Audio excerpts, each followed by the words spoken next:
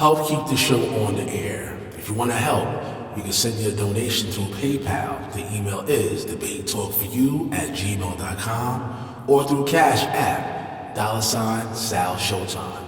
Thanks for your support.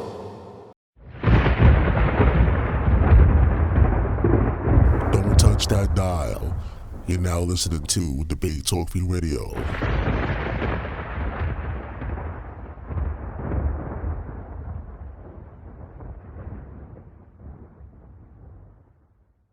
Brand disclaimer. The views and opinions expressed by individuals on this platform, the callers plus invited guests, are their own. The information you hear does not reflect the overall views of all parties associated with this brand. We encourage everyone to research all things heard live or via archive for edification purposes. Discretion is advised.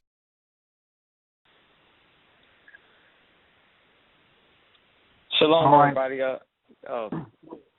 Go ahead, bro. This is brother Antwan from Absolute Bible Truth, and like Sal was saying earlier, a lot of times this show is has different things going on. You have debates, you have round tables, people doing classes, and there are thousands and thousands and thousands of people listening around the world. And sometimes people read out of books where people may not have seen it before, may not have heard of this book before, or may not have heard of this person before. Like, where are they getting this from, or why are they reading out of this?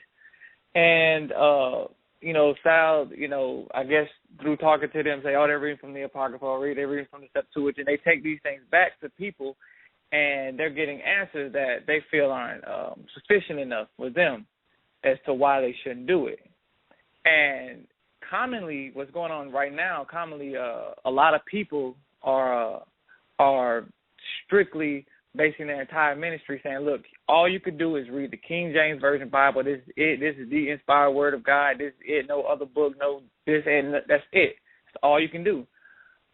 But here's the problem with that. We have texts, we have writings, and things that predate the King James Version Bible by 1,000 years. We have several different versions of the King James Version Bible. And let us be clear, this is not a bash to KJV, you know what I'm saying? Like, we do feel like the KJV is a very, very, very good translation, and we read out of it because we know that's what people, most commonly use. However, tonight what we're going to show people is just another way of increasing your studies, I should say, and another way of growing in the Word of God. And in 2 Timothy chapter 3, it says, in verse 16, it says, all Scripture is given by inspiration of God and is profitable for doctrine, for reproof, correction, and instruction in righteousness. Now, what we could say, some of the things we're going to show you guys tonight, a lot of times, I know a lot of people haven't even heard of this stuff before, but we're going to take it slow. And, I hope everybody has their pen and pads ready. And we're going to introduce to the Debate Talk for You listening audience the Septuagint and the importance of the Septuagint and how crucial it is in our faith. So with that being said, LaVar, we can go ahead and get started. All right. First thing we're going to do is we're just going to simply go to a Bible dictionary and look up the word Septuagint in the Bible dictionary. I have here this Bible dictionary. This version came out in 1980, ironically the year I was born. And it says some things about the Septuagint here for the people who are not familiar with the Septuagint. Basically, it says here the Septuagint, or Greek version of the Old Testament, owed its origin to the same cause as the Targums. Now, the Targums are another ancient writings that is along the lines of biblical study. So what we have to understand is it's saying that the Septuagint is a Greek version of the Old Testament. Now, ironically, a lot of people don't understand that the Bible itself was not written or translated in English. We are English-speaking people, but you have to understand there was a culture that derived before English-speaking people or the English language. It's telling you right here that it's actually a Greek text. Now, what kills me is people bash the Greek text of the Old Testament knowing that they are carrying around a Greek New Testament. And they'll go on to argue and say, well, you know, originally the New Testament was written in Aramaic and so on and so forth. But this is the problem, and I'll say this with all fairness. All of us speak different languages, kindred, and tongues, and that, and we have to understand that God divided the tongues. Now, God's word is for everybody. That's what we believe. So if his words or his books are translated and transliterated in other languages, it's because he wants the whole world to come into the knowledge of in his ways. That's one thing we have to establish right now early, because we got too many people trying to, limit God's word. And you can't do that when it comes to other cultures, because other cultures have to take hold of God's covenant also. So what we're trying to tell the people is you can't just be so one-sided and biased on what version of the Bible you read, because after all, God's word has to flow and be established to everybody, okay? Now, it says here, the version was made at Alexandria. This is a place in Egypt, okay? And it says here, it was begun in the same time of the earlier Ptolemies, about 280 BC. The law, i.e. Pentateuch, alone was translated at first, okay? The Septuagint version was highly esteemed by the Hellenistic Jews before the coming of Christ. So what you guys have to understand is you had Jews, okay, who were brought up and spoke Greek. And this is what they did. They took the Hebrew scriptures. These people were bilingual. They spoke Hebrew, well, probably Aramaic, and Greek. And what they did was they took the Hebrew scriptures and they put them in the Greek tongue, okay? And it says, the manner in which it is quoted by the writers of the New Testament proves that it had been long in general use. So what is this Bible dictionary telling us? It's letting us know that in the New Testament times, they had this and they were studying from it. And what we're going to do later on is we're going to show you from your King James Version of the Bible that they were actually quoting from the Septuagint. You have to understand there was no such thing as a KJV back in the first century. You talking about 1,500, 1,600 years, you know what I'm saying, removed. Like, this is like the earlier version of the Bible. And what these KJV only people have to understand is the KJV is relatively new compared to the Septuagint, okay?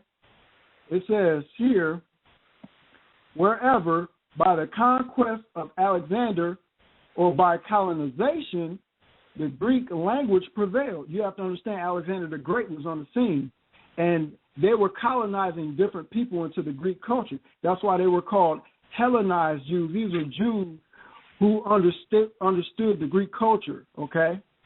And it says, wherever Jews were settled and the attention of the neighboring Gentiles was drawn to their wondrous history and law, there was found the Septuagint, which thus became, by divine providence, the means of spreading widely the knowledge of the one true God and his promises of a Savior to come throughout the nations. That's exactly what I was trying to get you guys to understand earlier. The Septuagint and other versions of the Bible, it's not just a Greek text of the Old Testament. You can get an Arabic text. You can get, I don't know how many different languages that the Bible is translated and translated now, because as time went forth, you have different languages that came about, that evolved, right? So it says here, to the wide dispersion of this version, we may ascribe in great measure that general persuasion which prevailed over the world east of the near approach of the Redeemer, okay, and led the Magi to recognize the star which proclaimed the birth of the King of the Jews, okay? So this is letting you know that the Magi studied the Septuagint. Why? Because you have to understand this was the version that they could read and understand. You got to understand something. Not everybody spoke Aramaic or Hebrew back then. So what people have to understand early is that God's word is not limited to a certain people. The Bible tells you in the book of Acts, okay, that there were Jews from all over the place coming to keep the Feast of Weeks, which we call in the Greek Pentecost, because the word Pentecost is a Greek word meaning 50th. Because when you go back to the Old Testament, 50 days after the Passover, okay, this is when the giving of the law came about, okay? This is the Feast of Weeks. You go back to the Old Testament and do a study on that. That's why they call it what they call it, the Feast of Weeks. 7 weeks times 7 days is 49, plus 1 is 50. 50th, that's a Greek word. And a lot of people in these Pentecostal churches don't even understand this, okay? Right. And these are some of the people that bash other Bibles and don't even understand that they're calling themselves after a feast day, and at the same time, they'll tell you what the law is done away with. Why are you naming yourself after a feast day that's in the law? That makes absolutely no sense. But I'm going to turn it back over to Brother Antwan. That's all I got on that. Yeah, and right now what we're going to do, and I hope everybody's, taking notes. And if you don't, later on through this lesson, we are going to go to some places that you may not have the resources for, but write down the names of the scriptures, the books that we go to, and the verses, and then you can look this stuff up online. But right now, I know I'm going to go to a website that I know is readily available for anybody to access. Is Wikipedia, right? And one thing we have to know about our King James Version Bible is that the King James Version Bible was actually translated from the Masoretic text, the Old Testament, from the Masoretic into that's what King James used to translate it into the English, right? So, but here's the thing, right? Brother LaVar just read about the time period that the Septuagint was written, and scholars, they've come to the agreement that it was sometime in between 280 BCE and 295 BCE. Sometime in that window is when that it was all finished. So this is almost 300 years, before Jesus was walking on the earth, and we have this text that was translated from a very ancient Hebrew, right? So the Masoretic text that the King James actually comes from, the furthest dated back that is found is in the 7th, like sometime between the 7th century up to like the 9th century. You can look all this stuff up on Wiki. All you gotta type in Masoretic text on Wikipedia. Everybody can, and they give you all the sources and everything. And so this is almost 1,000 years before you even have the Masoretic text. And that's a long time. That's a big gap in translation in the history. And so you have 1,000 years between the text that you had that Jesus was walking around, and we're gonna prove that, and we're gonna show you all that stuff, all those scriptures that Jesus had. And then you go 1,000 years later, and people are jumping up and say, nope, this is the one. Only can mess with this one. This is it. I'm a Christian, and I know Jesus may have had that other book, but this is the book right here. I don't deal with the other stuff. Forget it. And that's what people are jumping up and doing now. And you see the time difference in between the two. It's almost astonishing. And one thing that people also have to understand is that these Masoretes, you can look all this stuff with these Masoretes.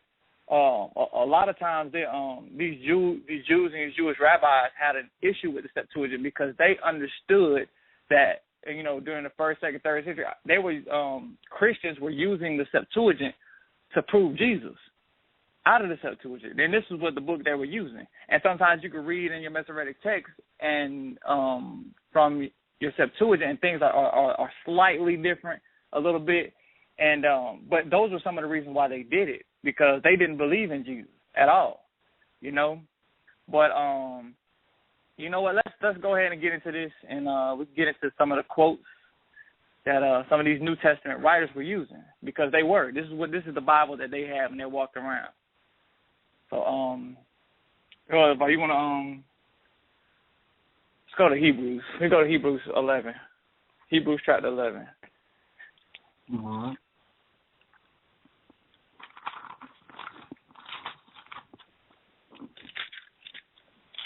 And I'll read it.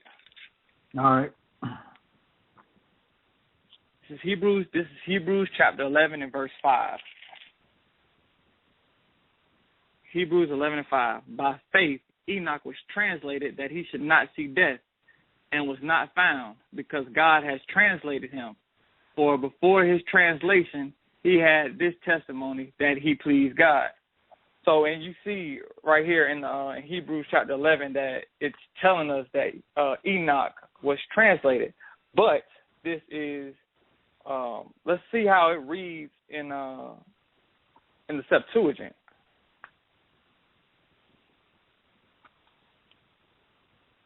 Let's go to Genesis chapter 5. And we're going to read that Genesis chapter 5 out of the Septuagint and out of the King James Bible, the King James Version. All right. This is Genesis chapter 5 and 24. This is Genesis chapter 5 and verse 24 in the Septuagint, and it says, "And Enoch was well pleasing to God, and was not found, because God translated him." Okay, so what is so the Septuagint is telling you that God translated Enoch, correct?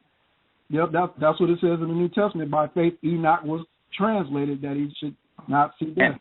Correct, and the author of Hebrews said that Enoch was translated. But let's go to your King James, Genesis chapter 5 and verse 24. All right. And I'll read it. I'll read it. It says, this Genesis chapter 5, verse 24 in the KJV. It says, "And Enoch walked with God, and he was not, for God took him." That's what it says. Notice the difference in the language that is being used here from the author of Hebrews, the way he worded. He said God translated him. And granted, you could take it to mean the exact same thing. There's no big difference. But what we're showing you is that these New Testament writers, and even out of the words, the mouth of Jesus himself, were quoting from the Septuagint version, not the Masoretic text. It didn't even exist at that time. It didn't even exist. They were quoting from the Septuagint, right? And so while, yes, in Genesis chapter 5 and 24, it does say, "And Enoch walked with God, and he was not, for God took him."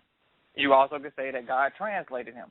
But it doesn't say that in the Masoretic text. But when you read in the Septuagint, it clearly tells us that Enoch was well-pleasing to God and was found not, because God translated. And the author of Hebrews used the same similar language about translating him. But that's not the only example. Let's go to First Peter. And this happens time and time again, all throughout the book, all throughout the New Testament. If you're being honest with yourself after this show, and you completely rejected the Septuagint, then if you're being truly honest, you really have to throw out the New Testament, because this is what they were using. And we're going to show you this. They were quoting these things word for word. Or the 1 Peter 4 and 18, and I'll read it when I get there.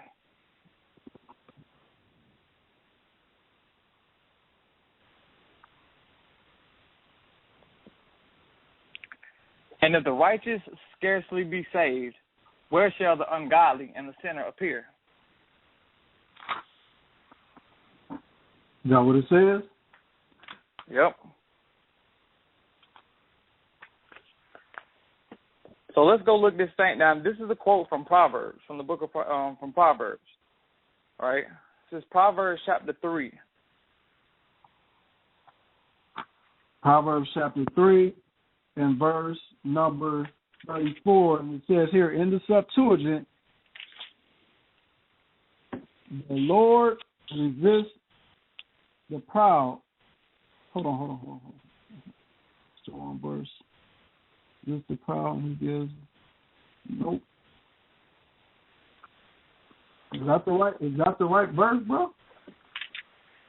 No, yeah, that's the Proverbs. I'm sorry, Proverbs 11. It's Proverbs 11 and 31. Yeah, That's I'm sorry. Proverbs 11 and 31. I'm sorry, bro. 11 and 31. Yeah. And it says right here, if the righteous scarcely be saved, where shall the ungodly and the sinner appear? Now that's a direct quote straight from the Septuagint. But let's see how it reads in the KJV. Let's go to Proverbs 11 and 31 in the KJV. Sorry about that. You're wrong verse. I tell you them Roman numerals will kill you. Proverbs 11 and 31 in the KJV. Now you see how 1 Peter and Proverbs 11 line up perfectly. It says the exact same thing. And if the righteous scarcely be saved, where shall the ungodly and the sinner? It says the exact same thing. Right, exactly. So what does the Masoretic text say? Right. This is Proverbs 11 and 31. Behold, the righteous shall be recompensed in the earth, much more the wicked and the sinner. Slightly different.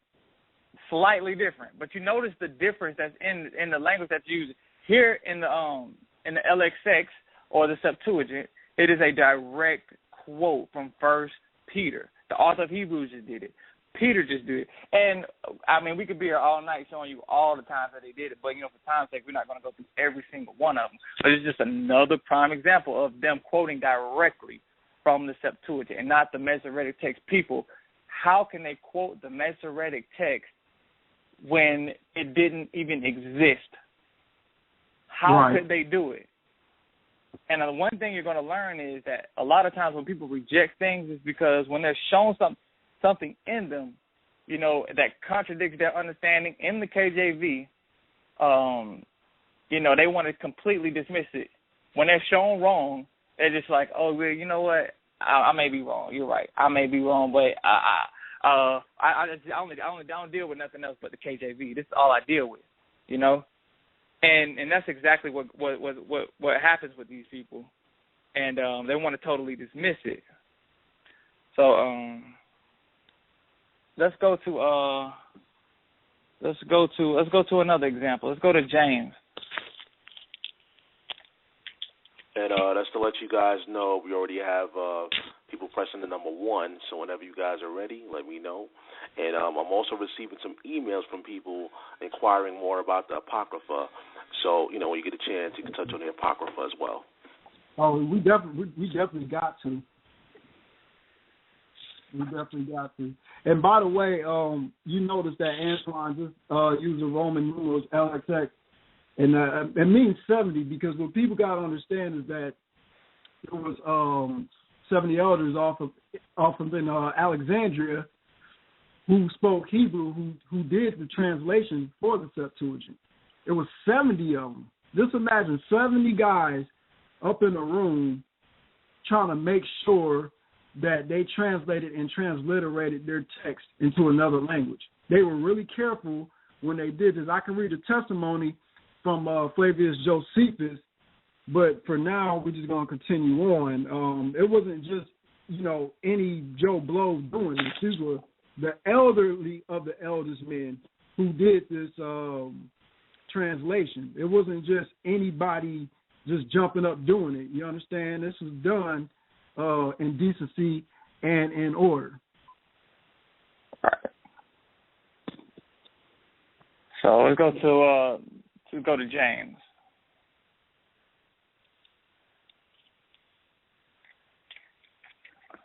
James chapter 4 and verse 6.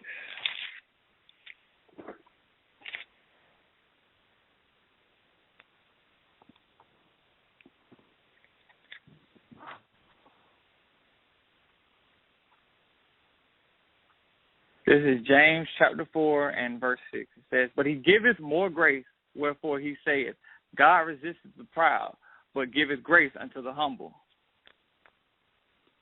Now, this is also a direct quote from Proverbs, and this is Proverbs chapter 3. Sorry. This is Proverbs chapter 3 and 34. It says here, the Lord resists the proud, but he gives grace to the humble. Right. Yeah, I'm just reading something on Facebook, guys. Hold on for 1 second. Someone said, I'm following in my Septuagint. Can you give the number in the top middle of the page in the Septuagint for the audience? Okay, yeah, we will definitely do that. And I know it's very hard to sometimes follow along in Septuagint because they have Roman numerals. But what I have is a Septuagint with the Apocrypha in it. So if I give the number of the page, it would definitely have to match the same book because there are different Septuagints out there, and some of them don't have the Apocrypha in it. You understand what I'm saying? So, all right. We'll definitely give a number, though. Right. This is we just read James 4 and 6, and I'll read it again. It says, but he giveth more grace, wherefore he saith, God resisteth the proud, but giveth grace unto the humble. Right. So let's go to this is Proverbs chapter 3 in the LX6 and verse 34. Go to Proverbs 3 and 34 in the LX6. This is on page 791. Right. Now it says right here. Go ahead. It says, the Lord resists the proud, but he gives grace to the humble.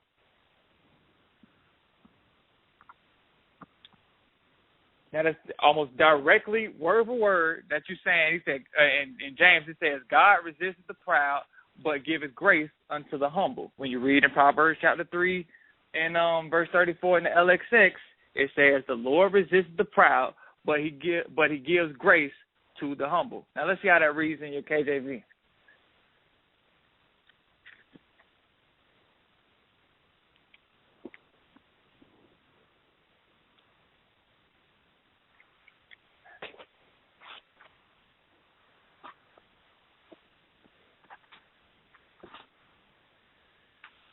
Proverbs chapter 3 and verse 34. All right. It says here in the KJV, it says, surely he scorneth the scorners, but he giveth grace unto the lowly. Notice the difference, people, again. Notice the difference, again, in the way the New Testament's writers were quoting. The difference. Notice the difference in how when they're quoting from the Septuagint and how you see how it lines up perfectly, but when you go to the KJV, it's different. It's something different. It's because this is the book that they were using, the Septuagint. This is what they were. This was the Bible. Just like around, like nowadays, you have translations that are very popular. Some become popular. But the thing that they were using was the Septuagint. Right, and it continues and continues and continues over and over again. But let's go to the master though, to show that he did it. Because a lot of people say, "Oh, I don't see Jesus do it," and you know what I'm saying. I just can't hold on to it, but he did it too because he was there, and this is what they had. Now they did have a Hebrew text that they used for synagogue service. They did have that, but.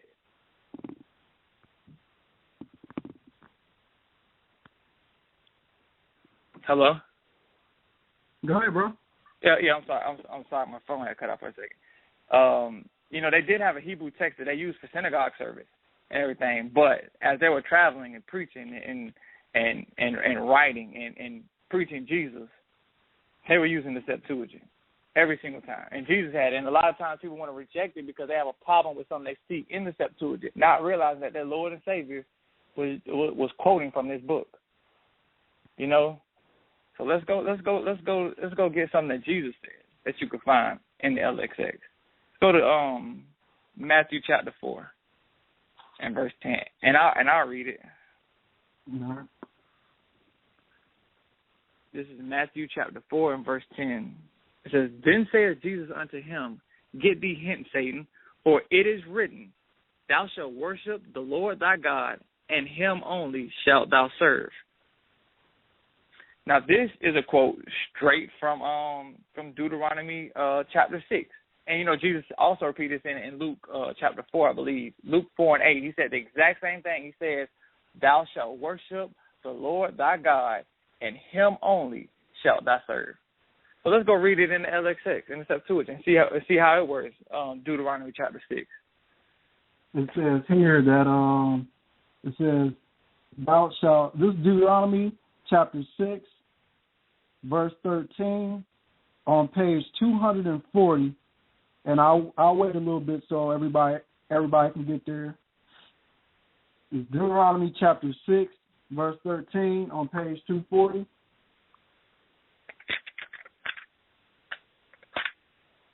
And then after that, we're going to go to Deuteronomy chapter 10 and verse 20. And it says here,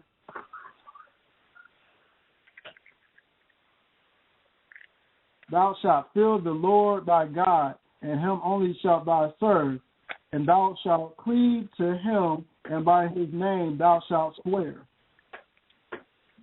Right. And again, he says, Thou shalt worship the Lord thy God, and him only shalt thou serve. Same thing that Jesus saying in Matthew chapter 4, you get the same thing in Deuteronomy chapter 6. But let's go read it in the KJV and see what it says. We're just doing simple compare and contrast, just to show you, that it's very easy seeing that, that they use this. And, again, I take away from the original Hebrew text, the ancient Hebrew text that they also use in synagogue service. They use that too as well. And sometimes it's like they mixed up both of them to do it. But this book, it doesn't take away from the validity of this book. And, you're seeing this now. But this is Deuteronomy chapter 6 in the KJV. See, this is what people got to understand. If they were using the Hebrew text in the synagogue service and they was using the Septuagint also outside of the synagogue, that lets you know the ancient Hebrews was using both. So why can't we use both? What's the problem? Right. The Masoretic text itself was the Hebrews text, and you can't discard the Hebrews text. We're not trying to tell people to kick the Masoretic text to the curb because we use it like 95% of the time. Right. You understand? Like that would be idiotic. In fact, I don't think you ever heard any of us come on this show and quote the Septuagint, like the whole show. Like, because most people don't even know what it is, so why would we use it? Most people don't even know what it is. The Apocrypha, too, we could do whole lessons out the Apocrypha and the Septuagint, but we don't because we know most people don't have these in their possession. I didn't start reading it till about 2008. You know what I'm saying? I'm relatively, I consider myself new to it still. But I'm not going to discard what the ancient Hebrews used. If they use both, I'm going to use both. We got too many brothers having these prejudices, and it needs to stop.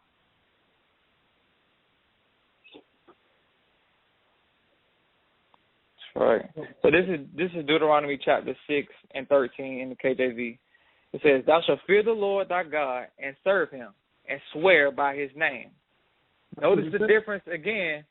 Notice the difference again in what you have in the Septuagint and what Jesus said when he quoted it. Notice the difference. There is a difference. Notice how when Jesus quoted it, it sounded exactly like it came right out of the LXX. But then when you go to these texts, it's different. It differs. It differs. Why? Because this is what one of the Bibles that they were using, but then the most common, the most popular one that they were using, the Septuagint. Right. So let's go. Let's get into this Apocrypha deal with the Septuagint. Now, there are two Apocryphas that are different. So we read the Apocrypha that you find in the Septuagint, which doesn't include every single book that you'll see in different Apocryphas they have books in them that are written, you know, that post-date Jesus. You can call them by name. LaVar, you could break that whole thing down. But the Apocrypha, well, this is the problem, and this was a red flag for me when I first bought the Septuagint with the Apocrypha in it.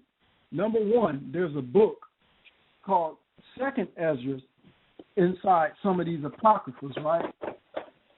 Now, what a lot of people don't understand is that scholars have dated this particular book all the way past the time of Christ. Now, you're talking about a text written, okay, in basically the AD times. What people got to understand is the Septuagint itself was written BC. Now, Second Ezra, when you read it, it has things in it that kind of raise red flag because, well, I don't want to get into it too much, but Ezra is called a prophet in Second Ezra. He was never a prophet, number one. Number two, it gives a false prophecy, and I wasn't even prepared to even go there, but because I don't have it on me. But we don't have to get all into it. But the main point is that there are some books that are written in the Septuagint that you won't they don't include some of the books you read in other apocryphas. So we don't ascribe to them mainly because and that's another lesson for another day. But it does include these apocryphal books in them. And we're going to show you in this class as well that, Jesus, the apostles, quoted from these books, quoted from something like, a lot of times people, they raise their eyebrows at some of the stuff that Jesus said as far as reading the Bible. They say, well, geez, I never read about any of this stuff right here in the Old Testament. I can't find it in Genesis to Malachi. Jesus saying something new that nobody had ever heard before. But all you had to do is grab the Septuagint and find that it was right there. Some of the same concepts, some of the same things that you saw taught there, Jesus was saying the same exact thing, and it was directly from the Septuagint. All right? In fact, let's go look at some of those. Let's go look at some of the New Testament teachings and some of the revelations that you can find in the Septuagint Apocrypha. Let's go do that. Let's You know what? I got an idea. Them people have been waiting. Sal, you said it was people waiting in the queue right now? The people that pressed number one before, they pressed it again. Oh, okay, somebody pressed number one again, so we got questions. All right, guys, once again, if you have any questions right now, this is the time. If you want to have any questions, the number is 646-716-7320. That's 646-716-7320. If you're called in already, press number one, and, of course, I'll add you to the conversation. A very controversial topic. The title of the show, The King James Only Lie, the Septuagint. I'm receiving a lot of emails inquiring a lot about the Apocrypha, the relevance of the Apocrypha and the Septuagint. Once again, this is your time to call in. The number is 646-716-7320. Just press the number one. And, of course, I'll add you to the conversation. Let's go to the first person here. 315-863. You're live on Debate Talk for you. Hello, LaVar and Antwan, Brother Sal. This is Sound Mind, representing the 315 Route of Instruction. What up, boy? Shalom, bro.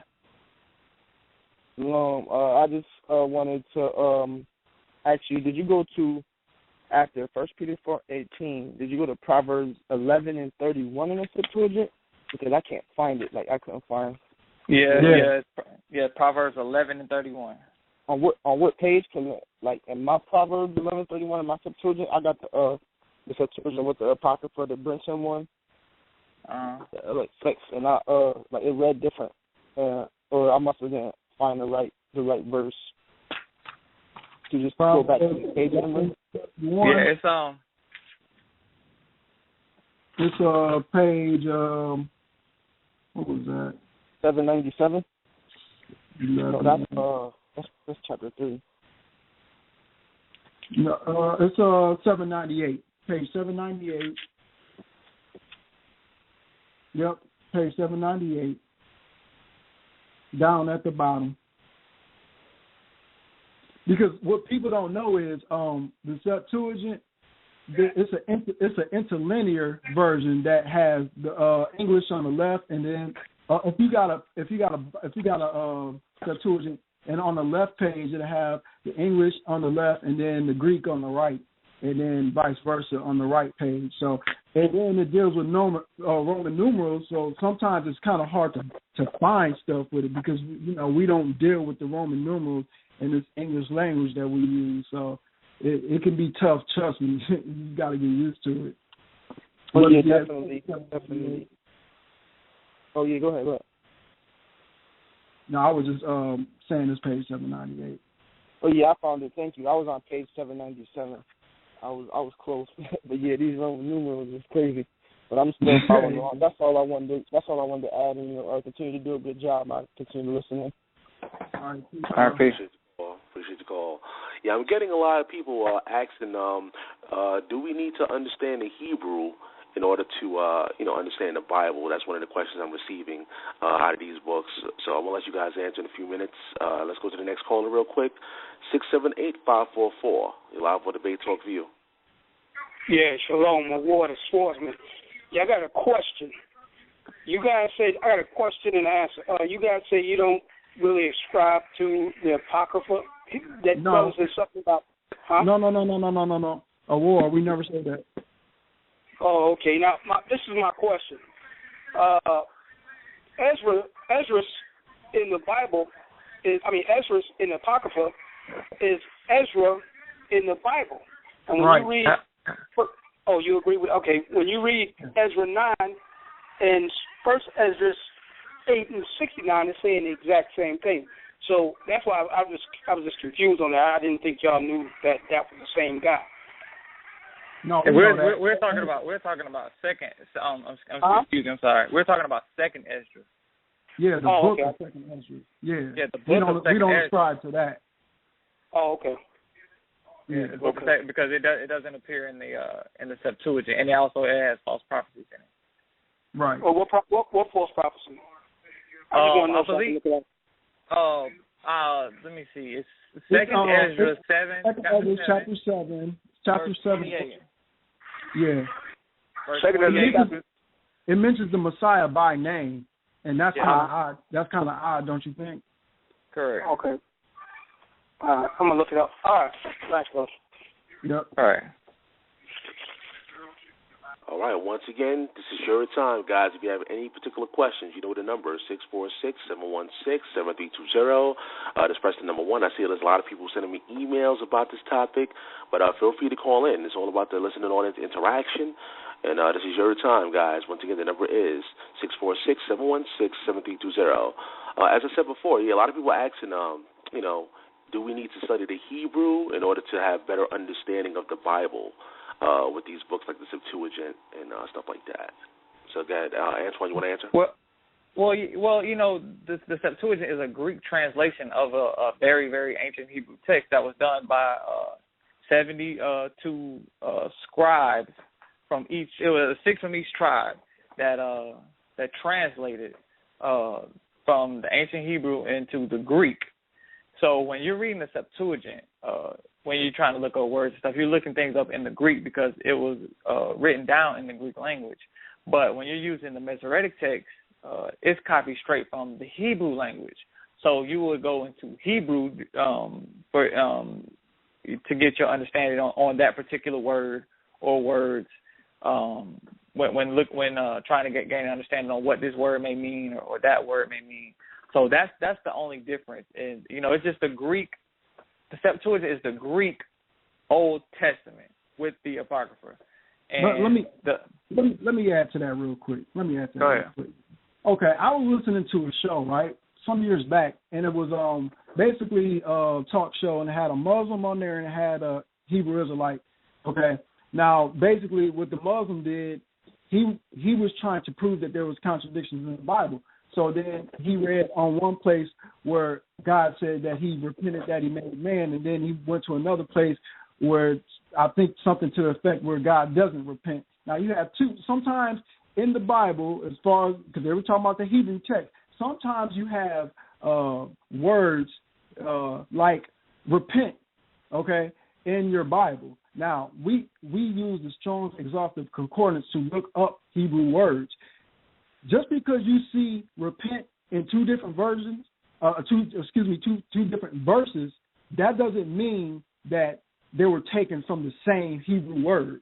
Sometimes you have that in the English, in the KJV, where it uses the same word, but it means two totally different things because it comes from two totally different Hebrew words. So yes, I would push that all day, every day. Please get you a strong, exhaustive concordance of the Bible. These are things that are not taught, okay? I repeat that. They are not taught by most religious leaders. They do not teach the people to look up words in the text in which the language it was written in. As far as the Greek, as far as the New Testament, we'll look up Greek words, okay? You understand what I'm saying? So it's like you have to understand. And I also just to add to that, you know what I'm saying? Like you don't necessarily have to know Hebrew or have to know Greek, because I know there are probably several people who know Hebrew, Greek, and can, you know, twist his Bible all kind of ways. You know what I'm saying? You don't have to know that. You know what I'm saying? Know Hebrew to understand the books, these books that you have in the Septuagint and in the Apocrypha of the Bible. But by doing that, by looking the word, by looking those words up, it does help significantly. It does help, but you don't have to.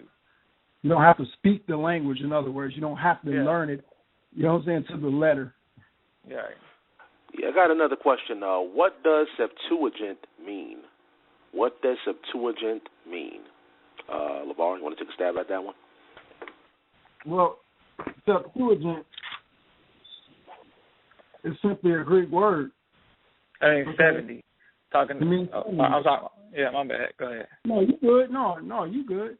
It's the title of a Roman numeral acronym, LXX, which equals 70, because it refers to the 70 scholars, Hebrew scholars, that completed the translation. Okay? Right. So you got to understand, even though it's Greek in origin, the word itself, it still comes from Hebrew people that did the translation. That's all it is. Right. Greek meaning 70. That's it. Yeah, and that's why you have the Roman numeral LXX. Right. Which is referring to those. Well, I'm sorry. It's actually a Latin word, pretty much. Yeah, so that's what it really is. It's a Latin word. Yeah, because Septuagint comes from a Latin word, Septuagint. Yeah, that's correct. Right. Exactly. Yeah, I'm getting flooded with a whole lot of questions right now, guys. I just want to remind you along. Somebody's saying that the Apocrypha was not quoted by Christ or any of the New Testament writers. What do you say about that? Well, we were just about to get into some of those things that, and show some of the things, and that is a common claim. Many people say Christ never quoted the Apocrypha, and a lot of times people do that. They're just pretty much repeating what somebody else has said. Because, I mean, small and simple investigations can show that he actually did that. And we're proving that he read, him and the apostles read and quoted and taught from the Septuagint. And in the Septuagint, that they had the Apocrypha in it.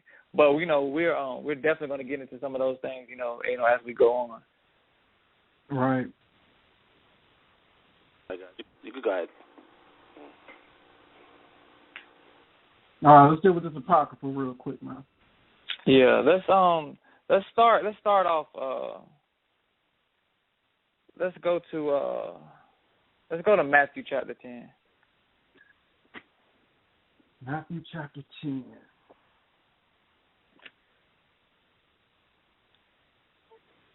Yeah, because you know what, and this the crazy part about all this, man. It's like I'm starting to really understand that this is really spiritual warfare when it comes to the actual word of God. Because what I've noticed, especially within the past month, is that we can't come together and we can't simply just dialogue about the word of God in general. Now we got to debate over which one is good or which one we should. It's all the same word. That's what it boils down to, okay? And the fact of the matter is, if Christ and his apostles, okay, referred to it and quoted from it, then that's what we're going to do. But Matthew chapter 10. Yeah.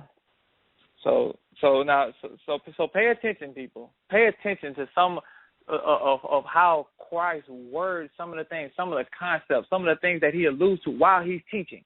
Notice what he says while he's teaching, and you know, a lot of times you sit back, whoa, this is some new little thing, but it's the same similar concepts, some of these same things that Christ is alluding to, we can find in the Apocrypha.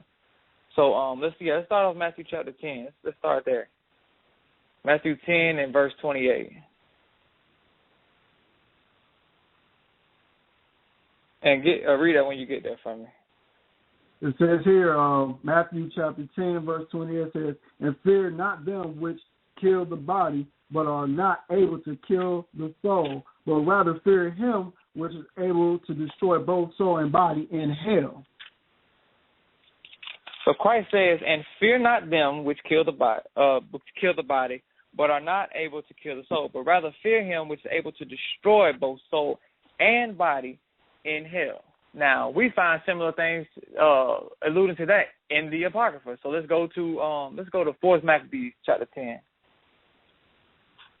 What we're trying to make y'all understand is Jesus Christ does not have to directly quote from the Septuagint. But if his teachings match up with it, you got to understand the apostles, them being Hebrews studying the Septuagint, they knew he was the Messiah based on the things he was saying, and it was coming from the scriptures that they were studying. That's what we're trying to say. Right, exactly. And it wasn't just Jesus. You know, the New Testament writers did this as well.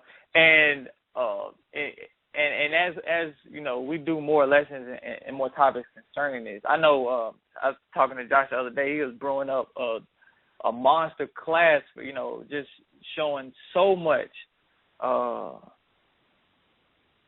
from the Apocrypha, from the Septuagint, in defense of and showing the validity of it. That goes even way deeper than what we're just like trying to, you know, get the tip of the iceberg. You know, we're just trying to crack the ice a little bit, showing the history, showing a few examples before we just, you know, we give you more. You know what I'm saying? Got to start off slow. So, but let's go to 4 Maccabees chapter 10 and verse 4. It says, I'm going to read it when I get here. 4 Maccabees 4 and 10 and 4 says, "Now then, whatever instruments of vengeance ye have, apply it to my body, for ye are not able to touch, even if ye wish, my soul." So here he's saying that you can't, no matter what you do to me, no matter how, whatever device, whatever thing you got, no matter what you do, you cannot touch my soul. You can't do it. And the same thing is alluded to by Christ in Matthew chapter 10. The same thing. And it's the truth. It's the truth. And you shouldn't fear anyone who could kill you, because at the end of the day, if they can't touch your soul, then, you know, that doesn't do anything to you. There's only one who has the power to do that. Right? Right. Fear not them which kill the body, but are able to kill the soul. Only God can kill the soul. Man could touch your body. That's exactly what it says in 4 Maccabees chapter 10 and verse 4. No matter what instrument they try to use to apply to your body, they ain't ever going to be able to touch your soul. Right. And Jesus is saying, fear not those who can touch the body. It's the same thing. Right. It's the same thing. Right. So let's go get another one. Let's go to Matthew chapter 17. Like Brother Antwan said, we trying to just spoon feed you a little bit, you know what I'm saying? Especially for the beginners out there who are really trying to search this thing out. It's a lot of information. It's a lot of reading that goes into this type of stuff. But we just, like he said, we're just trying to crack the ice a little bit, you feel me, and just give you a little bit, let you marinate on that before, you know what I'm saying, the sledgehammer come down. You know what I'm saying? All right, exactly. And you know, it's a class which I'm sure Brother Josh will probably do soon. that's titled "The Teachings of Christ Found in the Apocrypha," and it goes on and on and on. You're going precept, and it's a wonderful, beautiful class. But we're definitely going to get into that, in due time. But in the meantime, let's keep it going, and let's go to Matthew chapter 17 and read verse 10 through 11.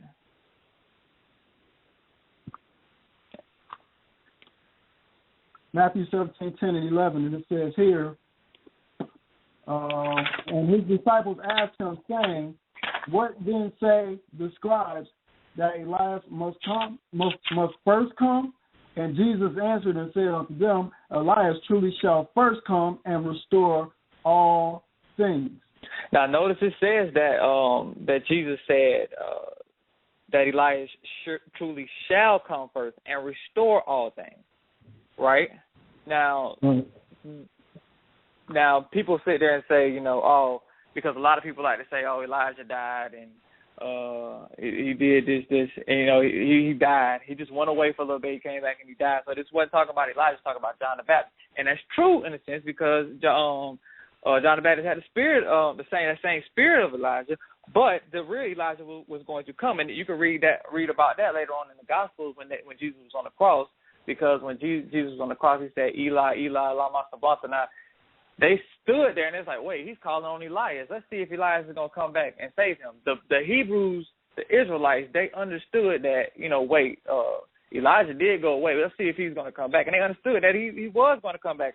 And it talks about that in the book of Malachi. But Jesus says something here. He says, Elias truly shall first come and restore all things.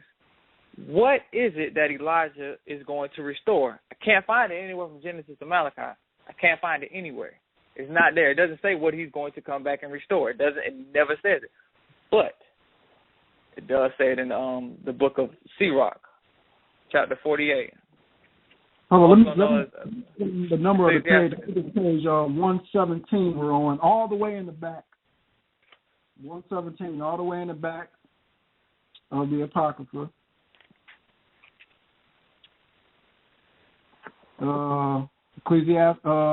Sirach, Ecclesiastes, same thing. Chapter 48.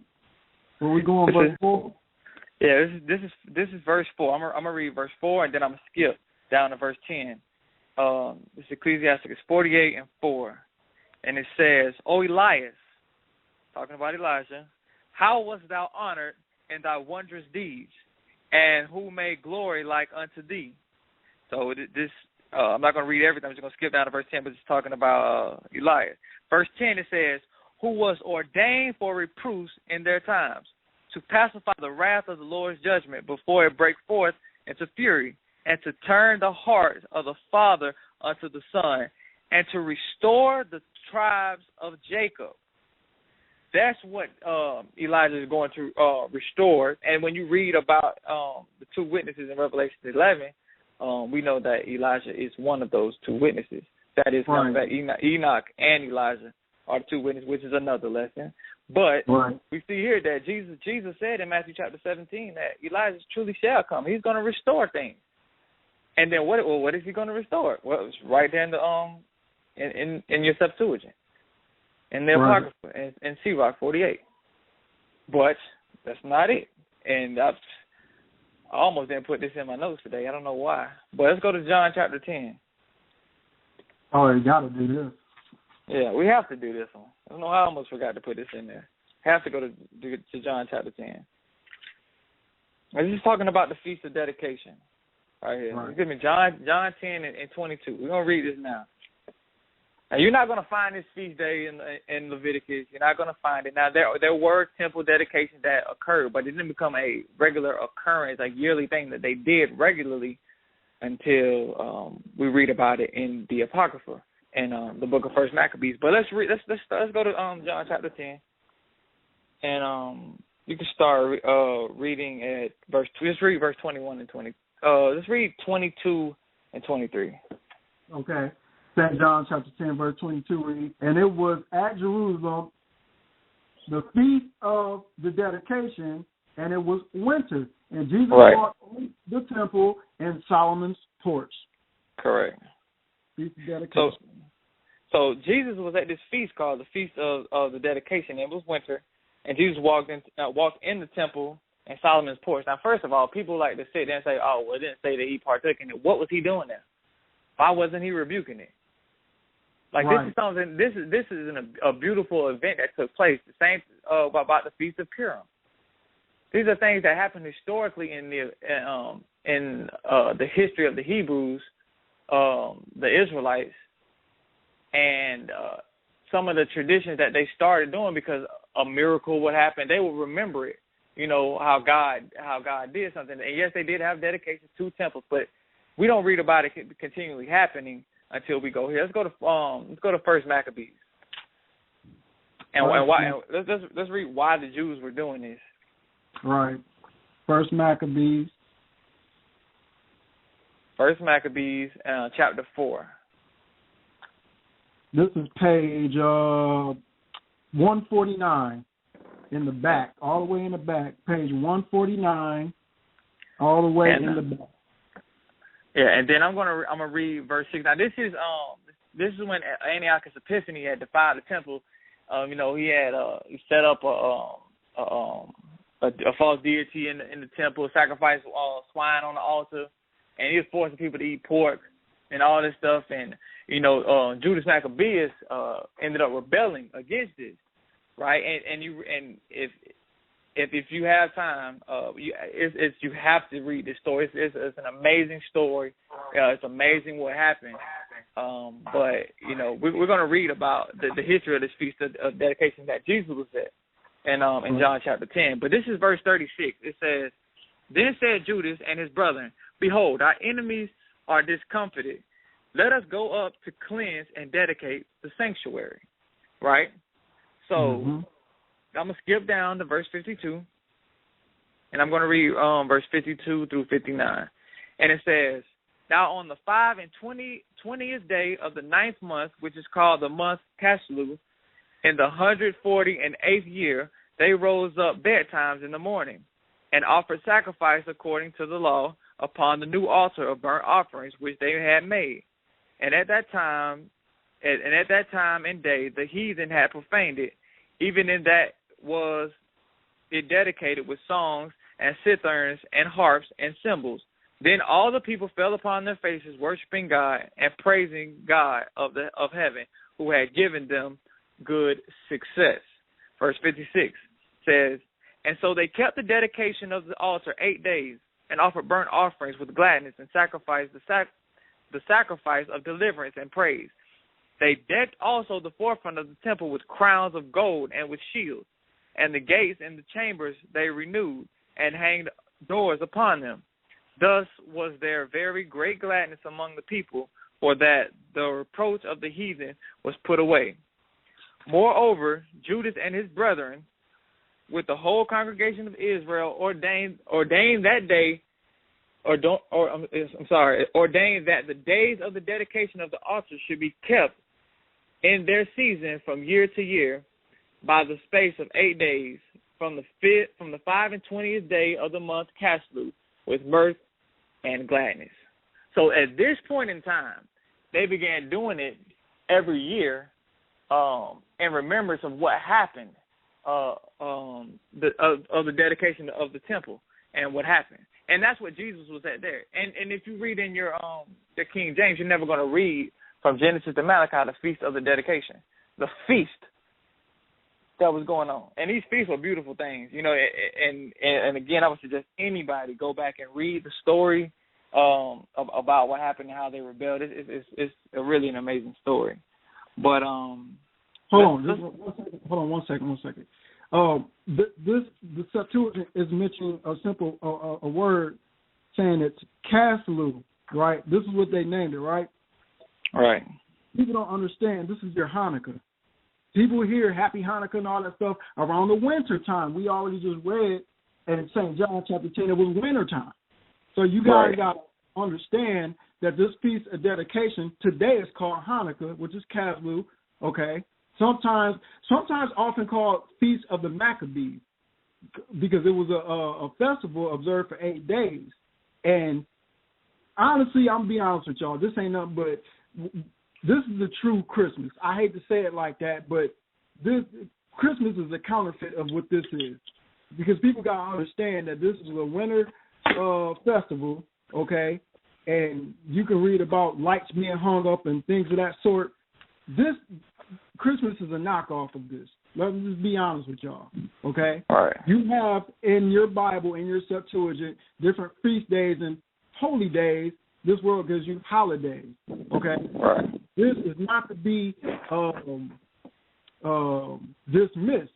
This was a time in the Jews' history where they were being persecuted, and then after Antiochus Epiphanes, okay, brought in that daggone false idol Zeus, okay, and was trying to force the Jews to eat swine's flesh and all that. Right. They had overcame all that. They were rededicating their temple. This is the rededication of their temple, because their temple was profaned for so long by this evil man, okay? Right. So what you got to understand is, okay, as far as the Jews' religion and the Jews' customs and the Jews' way of life, this Hanukkah or this Castle, this feast that Jesus attended is biblical. Some people, he just showed up there. No. You think Jesus didn't understand the history of his people and what his people went through and his people getting killed, okay? When you read this Apocrypha we read, getting killed because they didn't want to eat swine's flesh. Right. You know, people don't even understand this type of stuff. But you ask the average Christian about eating swine's flesh, they can't wait to get some on Christmas. You know what I'm saying? Because they have no understanding of their Bible. They really don't understand what their Bible is saying. Right. Let's move on. Yeah, let's show now a couple of things, some things that stand out about the Apocrypha and the Septuagint, that are just like are eye popping. Some of the things that we discussed and some of the stuff that we found in the Apocrypha that are just eye popping, that are revealing before we have a New Testament. And some of these things we don't see clearly wrote out word for word until we get our New Testament. So let's go to John. Let's go to St. John chapter 1. John chapter 1. We're gonna read verses 1 through 3.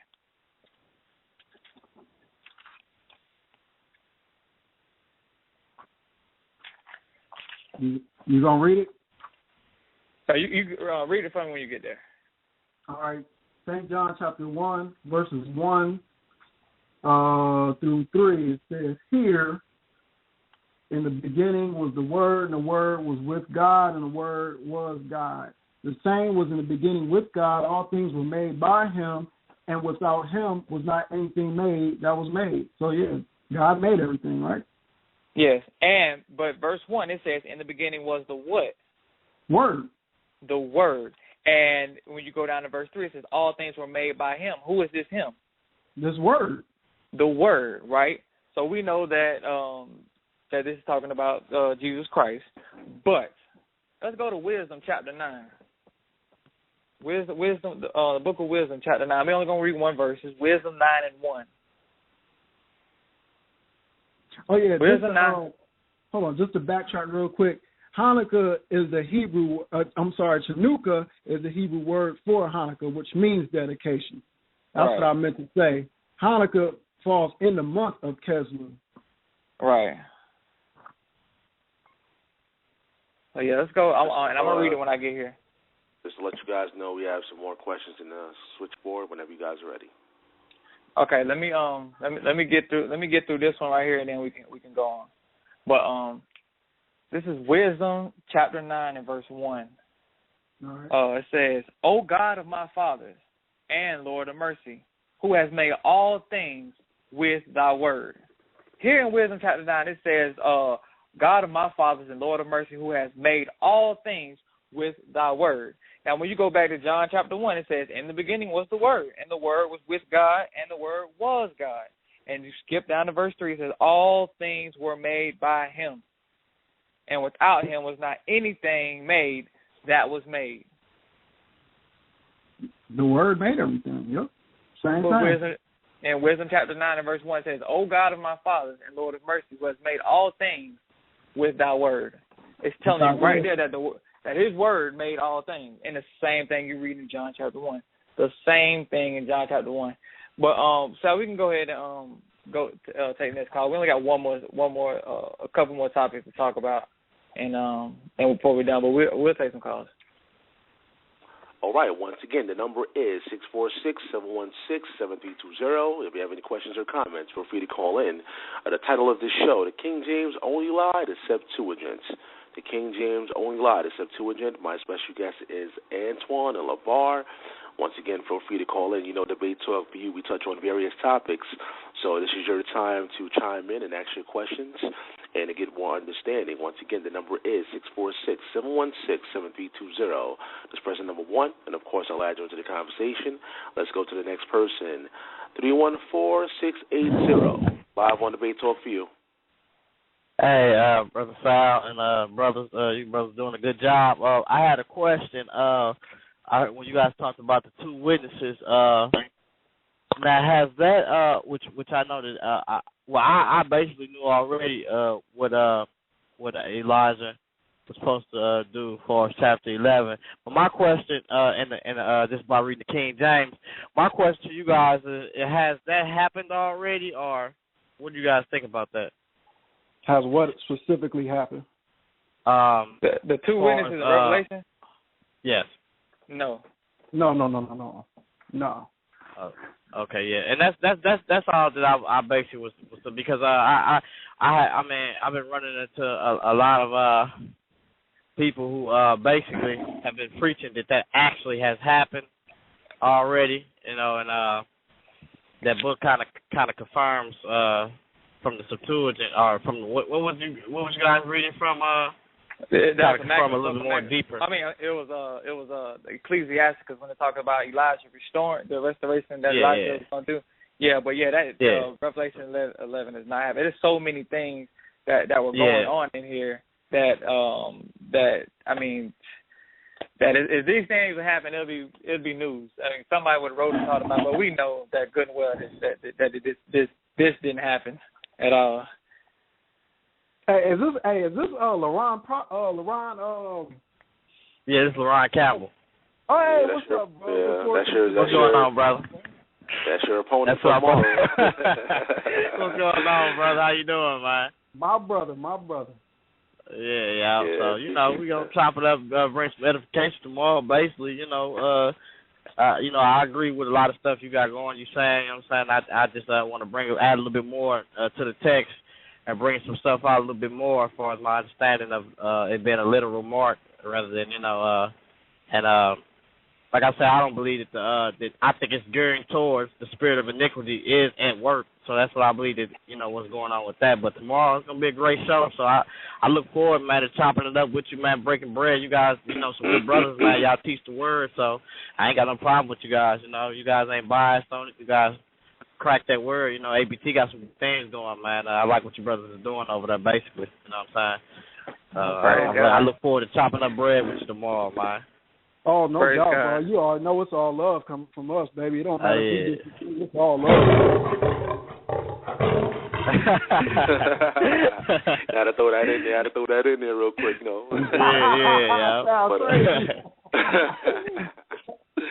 Yeah, but thanks for your call, brother. And once again, for those who are not aware, we have a debate tomorrow. Make sure you tune in at 7 p.m. Eastern Time, the Virgin Birth Part 2. Let's go to the next person. The Mark of the Beast Part 2. Yeah, I'm sorry about that. Yeah, the Mark of the Beast Part 2. You're right about that. And let's go to the next person here. 404-993. You're live on Debate Talk for you. Hey, what's going on, fellas? What's up, bro? Mr. DeAndre. What's going on, man? Y'all doing, I'm just calling, checking in. Y'all keep up the good work. Class much needed.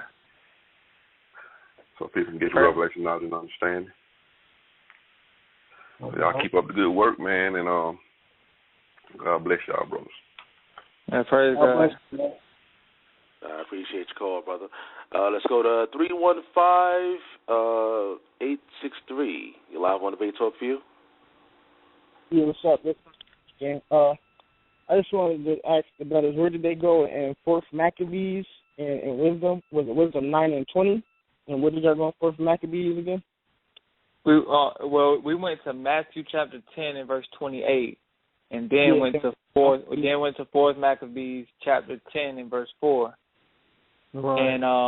And we read St. John chapter 1 verses 1 through 3, and then we went to Wisdom chapter 9 and verse 1. What page is Wisdom chapter 9 on? It's on page 59. In the Apocrypha, and it's all in the back. But yeah, and then go to page 59. You'll see it. Oh yeah, I'll be so close. I'll be like on page 66. I'm on page 67. It's like I'm sorry. I told you the wrong page. It's actually page 63. I'm sorry. The wrong boy, be killing you. It's chapter 9, verse 1, on page 63.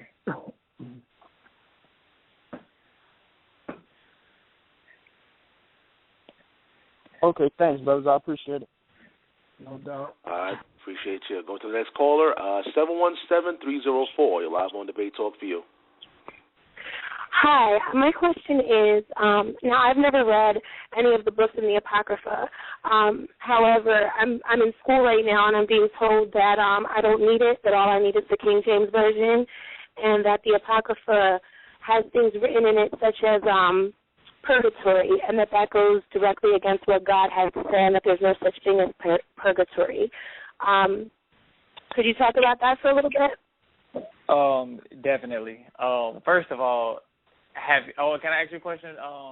And thanks for calling in. Have you actually read these things yourself? No, sir, not at all. I've read Okay. I have the King James Version of the Bible, and that's the only book that I've ever read. I've just learned about the Apocrypha just recently. Okay, and that's fine.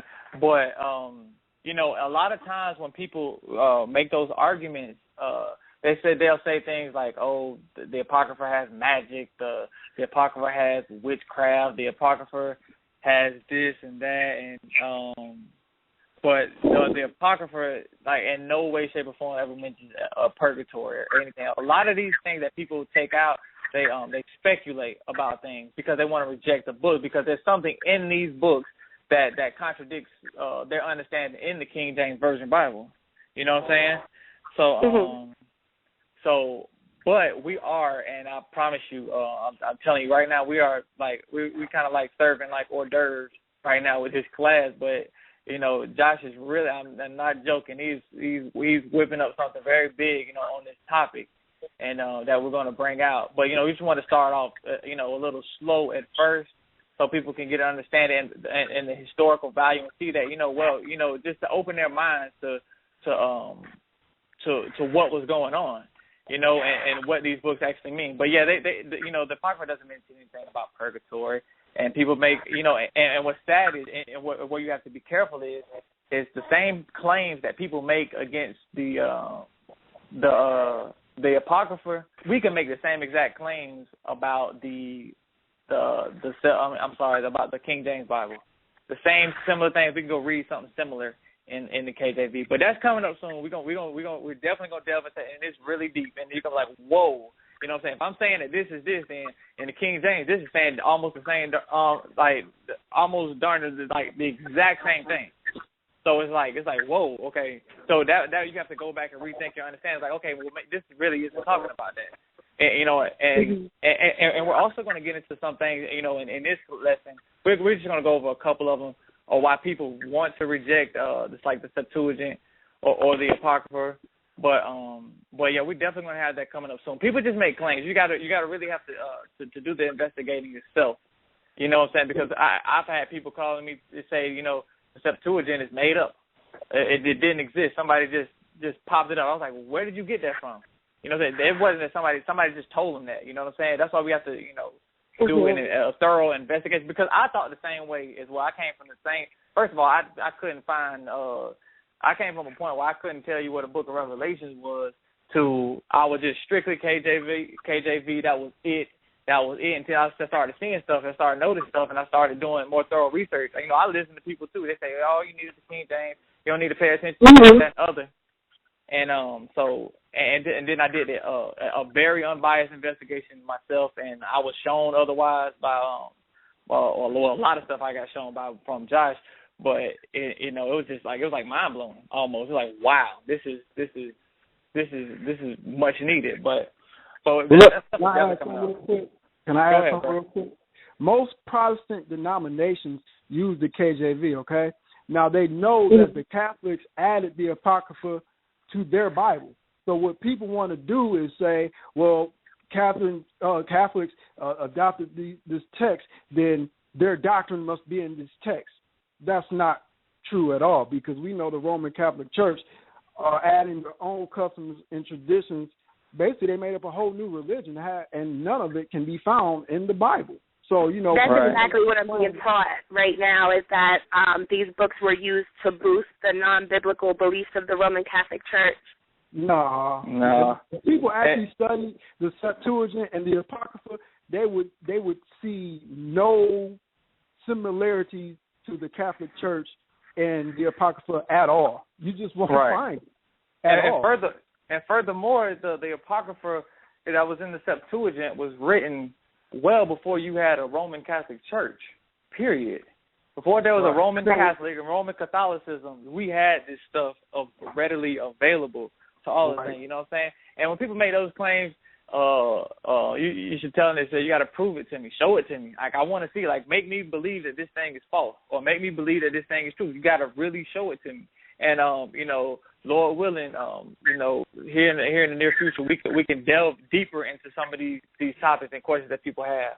But for now, we're just gonna, just try not to get too deep, so we don't want anything to fly over anybody's head and like, wait, they lost me here. And before we go. Well, thank you. All right, thank you for your call. I appreciate your call. And once again, you're listening to Debate Talk Free Radio. The title of the show, The King James Only Lie, the Septuagint. Once again, the number is 646-716-7320. That's 646-716-7320. If you have any questions or comments, feel free to call in. Just press the number 1. And, of course, I'll add you into the conversation. Right about now, there's no more questions in the queue. So, guys, you can go ahead. All right. Like the brother was saying, we got some more stuff that's getting worked on. I would like to let the caller know that you got to tell people to prove all things and hold fast, which is good, because a lot of people are going to make a lot of claims. And another thing, people read stuff to the Bible and read stuff into the Apocrypha. You understand what I'm saying? Right.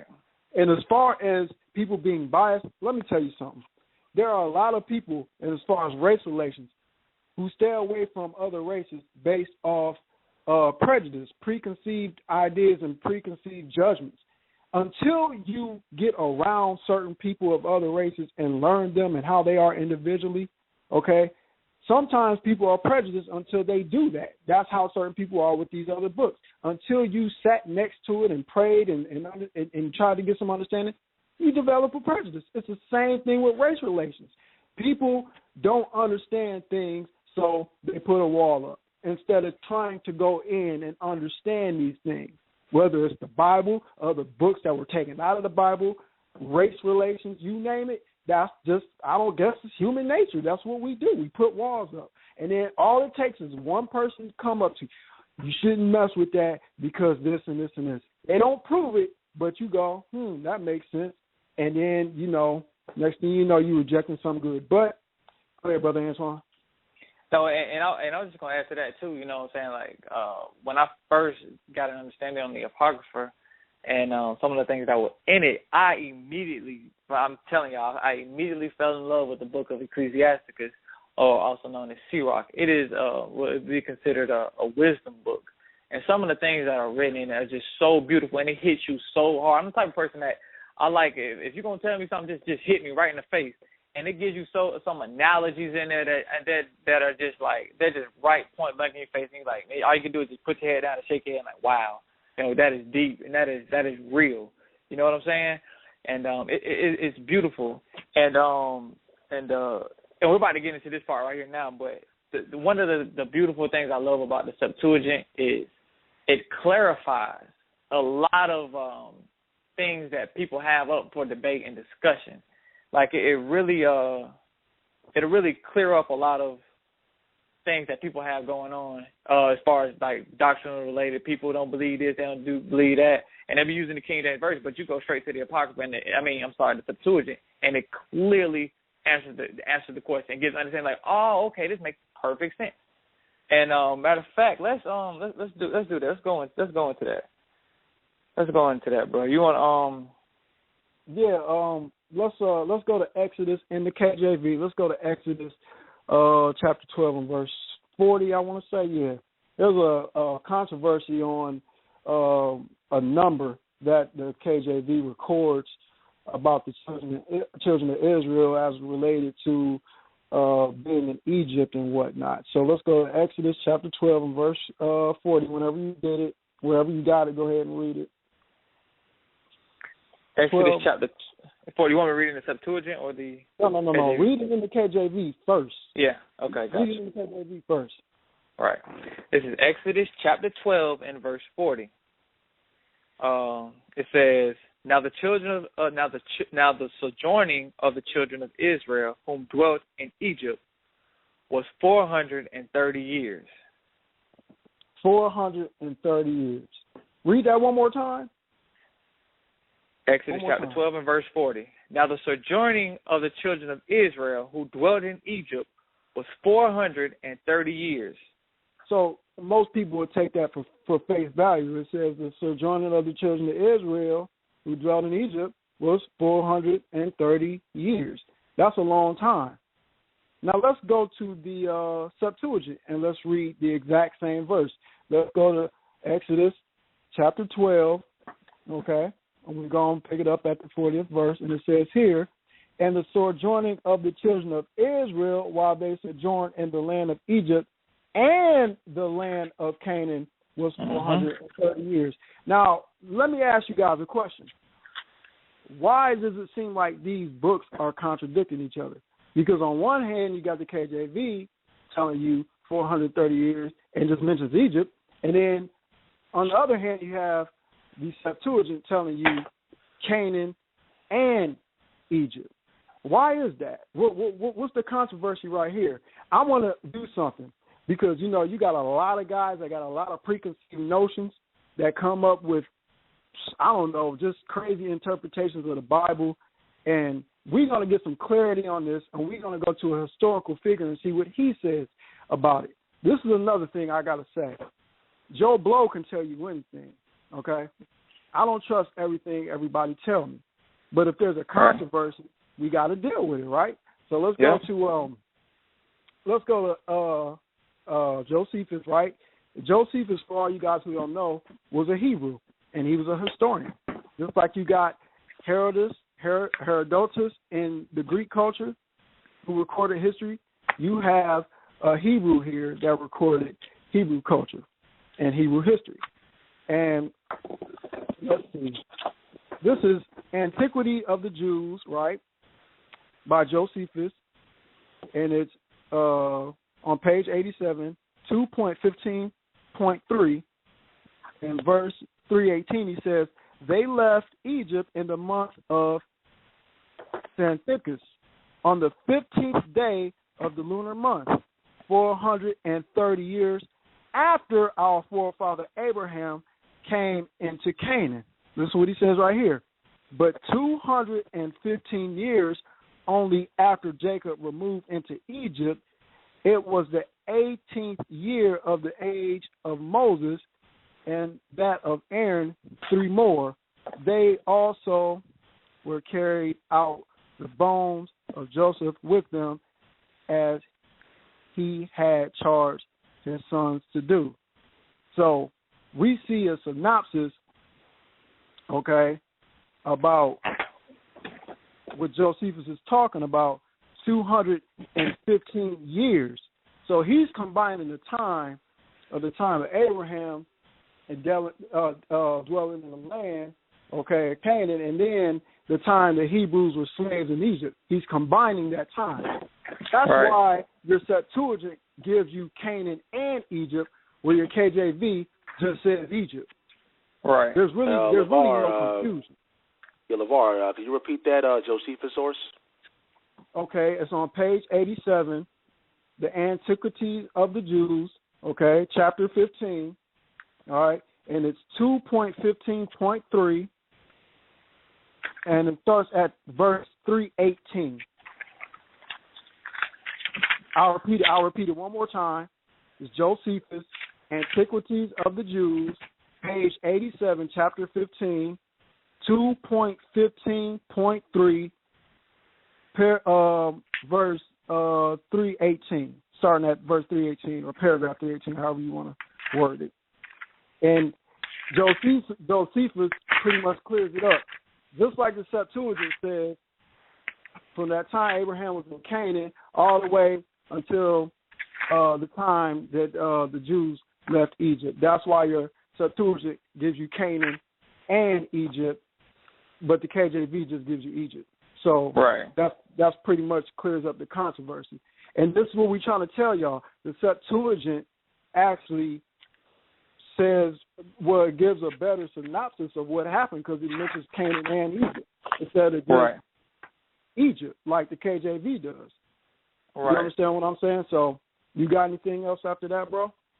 Yeah, let's just get another one. Let's get another example of something and where the Septuagint clarifies all doubt about a specific topic. You know what I'm saying? So and it's one of my favorite topics. Actually, it's the ghost of Samuel in 1 Samuel chapter 28. One of my favorite topics, which delves into the death and afterlife. Let's go there real quick. Let's go to 1 Samuel chapter 28. In the KJV, and let me know when you get there. 1 Samuel 28. Okay. Yeah, a lot of people. Now, what was going on during this time? This is the Philistines or whatever. The Philistines had gathered up around to fight with Israel, right? And so Saul was trying to seek out the Lord. He couldn't talk to nobody to answer. God wouldn't answer him, period.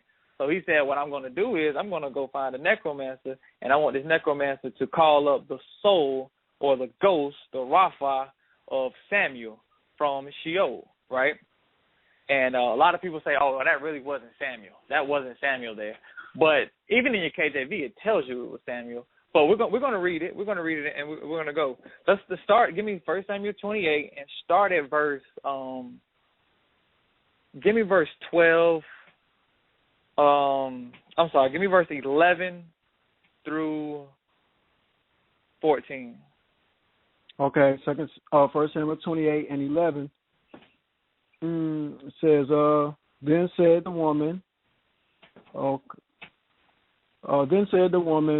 whom shall I bring up unto thee? Because obviously he asked this witch to conjure up somebody to give him help, right?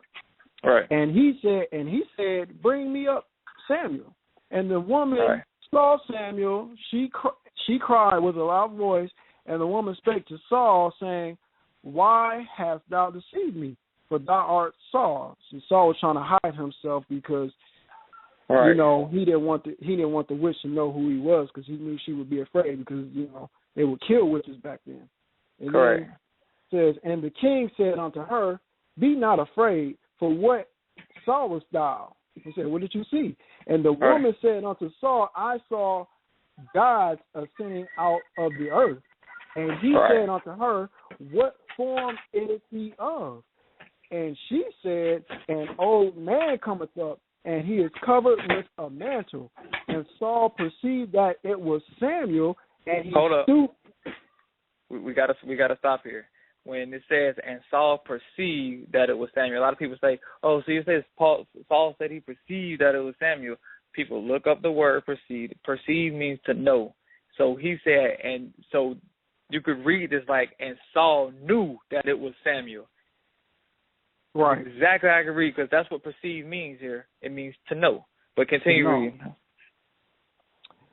And Saul perceived that it was Samuel, and he stooped with his face and bowed himself. Right. And go. All right. Now read this. Just read the first sentence of verse 15.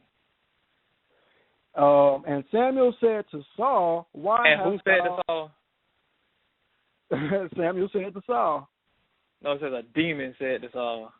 No, right here, bro. It say, and Samuel said to Saul. Don't say nothing about no demon right here. It clearly says, and Samuel said to Saul.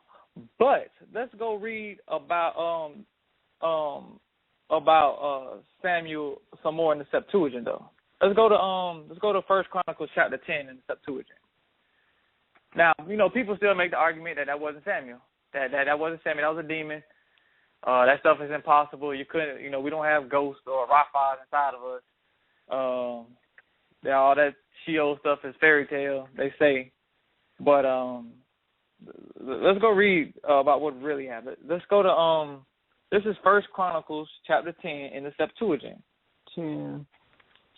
And I'll read it when I get there. 1 Chronicles chapter 10 in the Septuagint. And this is verse 13. Can I add something real quick? Go ahead, bro. Just briefly. If you notice in the Septuagint,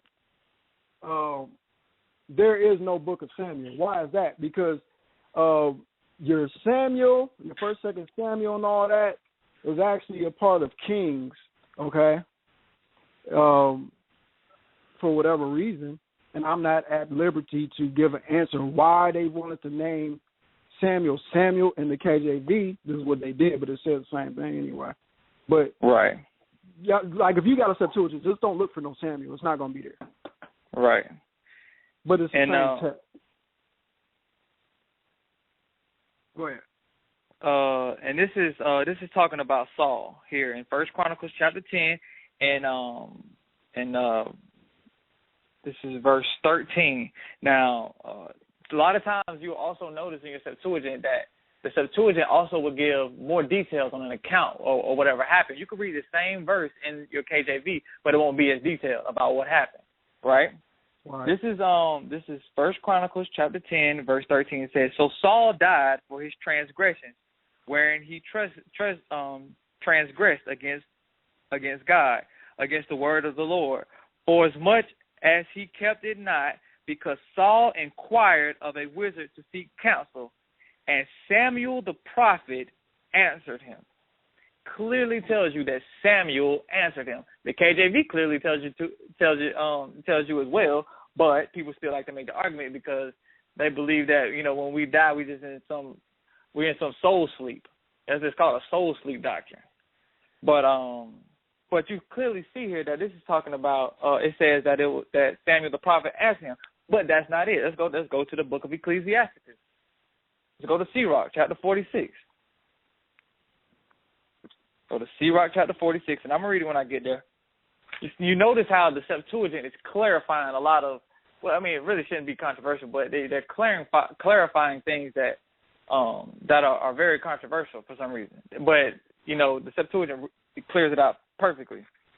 This is Ecclesiasticus chapter 46, and what I'm going to read is verses 13 through 20. So Ecclesiasticus 46, I'm going to read 13 through 20. And this is on page 116, if anybody who has the Brenton version of the Septuagint. It says, this is verse 13. "Samuel, the prophet of the Lord, beloved of his Lord, established a kingdom and anointed princes over his people. By the law of the Lord he judged the congregation, and the Lord had respect unto Jacob. By his faithfulness he was found a true prophet, and by his word he was known to be faithful in vision. He called upon the mighty Lord when his enemies pressed upon him on every side, when he offered a suckling lamb. And the Lord thundered from heaven, and with a great noise made his voice be heard. And he destroyed the rulers of the Tyrians and all the princes of the Philistines." Verse 19. "And before his long sleep he made protestation in the sight of the Lord and his anointing, and have not taken any man's good so much as a shoe, and no man did accuse him." Verse 20. "And after his death he prophesied." It says after he died he prophesied. But people will take you to 1 Samuel 28 and say, oh, that wasn't Samuel. But here in Ecclesiastes, it's telling you that Samuel did this. It says, after his death, right, he prophesied and showed the king his end and lifted up his voice from the earth and blotted out the wickedness of his people. Now, did not Samuel, when the witch called him up, prophesy and tell Saul exactly what was going to happen to him? That's what he did. He prophesied and showed King Saul his end. That's what he did. Exactly. And if he was a wicked demon, why would he prophesy correctly about what's going to happen to him? Exactly. Told him the truth. Exactly. This was like, why did you disturb me to bring me up? It's exactly what Samuel told him. What told Saul. Why did you disturb me to bring me up? But the Septuagint again clarifies and tells you, look, this here it was Samuel. There's no denying. There's no getting around it. But right, we just showing you this just for reference, because you got a lot of people that teach from the Apocrypha but hold fast that was some sort of a demon that was conjured up by the witch at Endor. We just showing you for a quick reference that the Septuagint, aka Apocrypha, or whatever you want to call it, because that's what it is referencing, okay, what happened. Right. Yeah, sorry to interrupt, guys. I have a question in the chat room. What's the Book of Antiquities? Oh, okay. That's earlier. Go ahead. No, it's just a writing. It's a historical writing by the historian Flavius Josephus. You can look him up. He's a very famed and popular historian of the Jews and of the Hebrew. He was one himself. A Pharisee. Well, hold on. And basically, I read from Josephus the complete works of Josephus, who is this Hebrew historian who wrote the history of the Jews. One of the sections of that book is Antiquities of the Jews. He also has another part that's called the Wars of the Jews. He writes about different parts of history. That's basically what you have in the historical document of Josephus. But the section was called Antiquities of the Jews. That's pretty much it. All right, fellas. And once again, if you have any questions out there, you know the number, 646-716-7320, or the chat room is open. And I really appreciate you guys for interacting inside the chat room. And if you have any questions, just type them out, and I'll read them to my special guest. You guys, go ahead. All right. All right. You got some. You got any testimonies from the Book of Revelation? I remember you bringing that up. You got any testimonies from the Book of Revelation? Yeah, I didn't put it in there. I was saving some of the stuff for other classes, but we got to give one. But we got it. We'll give them this one. Let's go to Revelations chapter 1. Revelations chapter 1, and read verse 20 when you get there. Revelation 1 and 20. And these are the words of Christ right here, okay? It says here, the mystery of the 7 stars which thou sawest in my right hand, and the 7 golden candlesticks. The 7 stars are the angels of the 7 churches, and the 7 candlesticks which thou sawest are the 7 churches. Right. Now, we don't get an understanding on the 7 quote-unquote holy angels, as some people call them 7 archangels. Outside of any text, other than the book of Enoch, where you clearly see it in the book of Enoch. But the Apocrypha does mention 7 holy angels. It talks about it. And one of those angels actually speaks on it. And this is well before the book of Revelations was written, well before the book of Revelation was written, and you're only gonna find this right here in the Apocrypha. Let's go to or in the book of Enoch, which is another list. But let's go to Tobit. Let's go to the book of Tobit. Another one of my favorite books. It's Tobit, and I'm gonna read it when I get it. It's Tobit chapter 12. Chapter 12, you said? Yep, Tobit, chapter 12, and verse 15. Well, I'm giving the page. It's page 33 in the back of the Apocrypha. It's page 33. Not the back of the Apocrypha, but the back of the Septuagint, page 33. Right.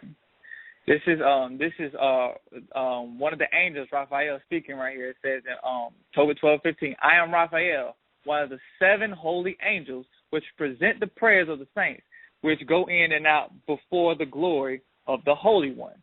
So here we have an angel that's saying that he is one of the 7 angels, but nowhere do we get a clear indication that these 7 who these 7 angels are, what they are, until we go to the book of Revelation, when Jesus says the mystery of the 7 stars of the of which I saw it in our right hand. He said that this was a mystery, and he's telling you what the mystery is. The 7 stars are the 7 angels. There are 7 angels, and when you go into other writings like the book of Enoch and other things, they further confirm this, and it also confirms it more and more as you read throughout the book of Revelation about the 7 angels, but you never mention it any time before then unless you read the book of Tobit. Right. And it's right there in Tobit 12 and 15. But that's just one of the things. There are some other ones, and I'm telling you, there are some other ones that are really deep, and I promise you we're gonna get to them. But I wanted to hit on one, well, at least a couple more before we go about the Septuagint and the clarity, some of the stuff that it clarifies. You want to get that Job 42? In the KJV? No, the Septuagint. Oh, okay. Yeah. Here we go with Job again. Y'all leave Job alone. Just another example of how people make controversy in the Septuagint. Just clears it up for you. But do you have a problem with it? Job, let's see. Okay. Where are we going? Job 42. Where are we going? And it's the end of Job, the very end. Okay. Last paragraph.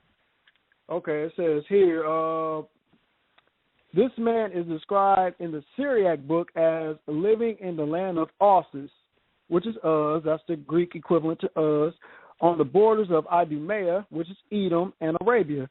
And his name before was Jobab. And having taken an Arabian wife, he begot a son whose name was Enon. And he himself was the son of his father Zer, one of the sons of Esau, and of his mother Bozrah, so that he was the 5th from Abraham. So it clarifies another problem that you have with people. Job was not an Israelite. And you can't prove that just from going by the King James anyway. You definitely cannot do that. Heard people try to say that Job is a Job in the book of in one of the books in Genesis, they say, who is this Job here? That Job is not. That's not. Look up the name Job. That's not even the same name. It's not even the same one. And in fact, when you go read that same name, that same person in Chronicles, it has a different name there in your KJV. So that's not Job. So you can't just try to use that to say, this is talking about Job. No, Job was not an Israelite. I'm sorry to bust your bubbles, but he wasn't. He was an Edomite of one of the sons of Esau. His name was Jobab. He was an Edomite king. And it's written that, and we've already shown people that, strictly using the KJV, but the Septuagint brings it on home. And again, people, your Lord and Savior was using this. He didn't have a problem with it. But you have doctrinal mental blocks, and you want to make Esau be who you want him to be, you'll get rid of the truth. Get rid of the Septuagint. Right. But that's pretty much all we got for you guys today. We thank you guys for paying attention for as long. It's been, 2 hours? We thank you guys for listening. Oh, I want to, how much time we got left? Because I want to get one, I'm going to squeeze one more in. Oh, you got one more. We have 28 minutes. 28 minutes. Oh, yeah, all right. We squeeze one. I'm going to squeeze one more in. I want to go to Numbers chapter 4, bro. Okay, go to Numbers chapter 4 in KJV. All right. I know you had another one. You got another one? Yeah, I had to do this one too. And Brother Josh, if you are out there, you know, you're listening, if you want to share some final words as well, you know, you can call in, first and number one, add your words of wisdom. Go ahead. Where we going, Numbers 4? Numbers 4? Yeah, Numbers chapter 4 in verse, give me verses 1 through 3. All right, Numbers 4, 1 through 3. Verse 1 reads, And the Lord spake unto Moses and unto Aaron, saying, Take the sum of the sons of Kohath from among the sons of Levi after their families, by the house of their fathers, from 30 years old and upward, even until 50 years old, all that enter into the host to do the work in the tabernacle of the congregation. All right. Now, okay.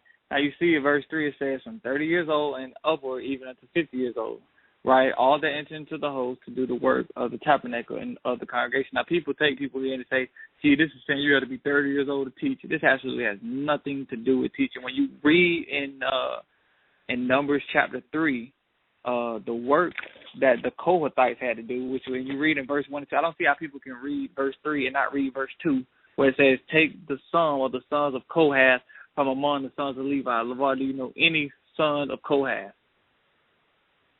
No, I don't. Okay. That's what, and I don't either. But from the sons of Levi. And the thing about it is the same people that attack you that say there's no, the Levitical priesthood is done away with. But they'll take you to a Levitical law and say this applies to you and it applies to teaching when it doesn't apply to either one because it's not talking about teaching. When you look at the work of the tabernacle for the Kohathites, it was actually like they was working with the furniture. Like I'll read it real quick since we got time. This is Numbers chapter 3 and verse 29. It says, the family of the sons of Kohath shall pitch on the side of the tabernacle southward. And the chief of the house of the father of the families of the Kohathites shall be Elisaphan, the son of Uziel. And verse 31 tells you what the work of the tabernacle is. Right here it says, and their charge shall be the ark and the table and the candlestick and the altar and the vessels and the sanctuary wherewith they minister and the hanging and all the service thereof. This is not talking about taking care of the furniture in the temple. That's what they were supposed to be doing. That's what the work of the tabernacle was. It had nothing to do with teaching. Well, people take you here and say, oh, you got to be 30 years old to teach. But here's the problem. Go to Numbers chapter 8, where this law is repeated in Numbers chapter 8. Okay. And it's in the KJV. Numbers 8, what is it, 23? Yep, 23 through 25. Okay, Numbers chapter 8, verse 23 reads, And the Lord spake unto Moses, saying, This is it that belongeth unto the Levites from 25 years old and upward. They shall go in to wait upon the service of the tabernacle of the congregation, and from the age of 50 they shall cease waiting upon the service thereof, and shall serve no more. Right. So here we have the same law being repeated again, which happens several times throughout the Torah, but this is the same law, but notice the difference. It says from 25 years old and upward. And then when it repeats it again in Chronicles, I believe it says 25 again. But it says 30. It said 30 in Numbers chapter 4, but in Numbers chapter 8 it says 25. So which one is it? Right. See, this is a problem that I had. I wasn't even 25 years old yet at the time, and I took issue with somebody saying you have to be 30 years old to teach. But in the same book, the same Bible, it tells you that you have to be 25 in another verse. So which one is it? Right. Which one? How do we know? How do we tell? Let's go to the Septuagint. Let's read the same two verses in the Septuagint. The same two. Yeah, we have Brother Josh standing by. Let's add him in the conversation. Brother Josh, welcome to the show. Hey, Sal Showtime. Thanks for having me on. I pressed 1 as soon as you told me to come out. I'm actually here right now listening to the show. Y'all already know y'all doing a dynamic job putting this word out here, this truth and this historical research. I was actually here studying my Egyptology at the time while I was listening. You know what I'm saying? For a certain debate that unfortunately is not going to take place. You know what I mean? I had some stuff on deck, but it's the Lord's will, and sooner or later one of these Egyptologists will step up and try to bring forth the lie that Jesus is plagiarized from Horus, and I'm on standby to smash it to so many pieces you won't be able to pick it up with tweezers. Anyway. Is there anything that you want to add, Brother Josh, about the whole? Yes, indeed. I was getting to that. As far as the Apocrypha and the Septuagint goes, they are very much historically established. I mean, it really can't be debated. I'm starting to learn that a lot of people debate against the Apocrypha and the things that it teaches, well, the Septuagint, not all the knowledge or scholarly research, but simply because they have a problem, as the brothers told you, with the things that the Apocrypha and the Septuagint reveals that are contrary to their doctrine or their way of thinking. When any unbiased researcher will see that the Septuagint was not only quoted by Jesus Christ and the apostles, but also by other New Testament writers. You can go to the book of Acts where the Ethiopian eunuch was sitting in his chariot reading the book of Isaiah. It tells you in any research you can look up that he was reading from the Septuagint version of Isaiah 53. Jesus quoted the Septuagint version of Isaiah 61, and so on and so forth. And the crazy thing is, because I got to screen my would-be challengers, because a lot of folks want to come and challenge me or other members of ABT about things that are just simply not controversial. It's not controversial at all. We like to. One thing I know that a lot of people like to do is they like to make controversy out of things that are not controversial. You know what I mean? It's just certain things that I'm not going to argue. I'm not going to argue with you or debate with you, I should say, about whether the Bible says God created the heavens and the earth. And believe it or not, it's people who believe the Bible that'll tell you that it don't mean that. You follow what I'm saying? People will argue anything. So when it comes to the Apocrypha, whether you should study it or whatever, it's part of the Christian and Hebrew history. You really need to look into it. Like the brothers told you, we got a bombshell of an Apocrypha. Matter of fact, we got several Apocrypha lessons coming up dealing with the Apocrypha. I know a lot of y'all are eager to learn about this book and get into it. I promise you that ABT will not disappoint.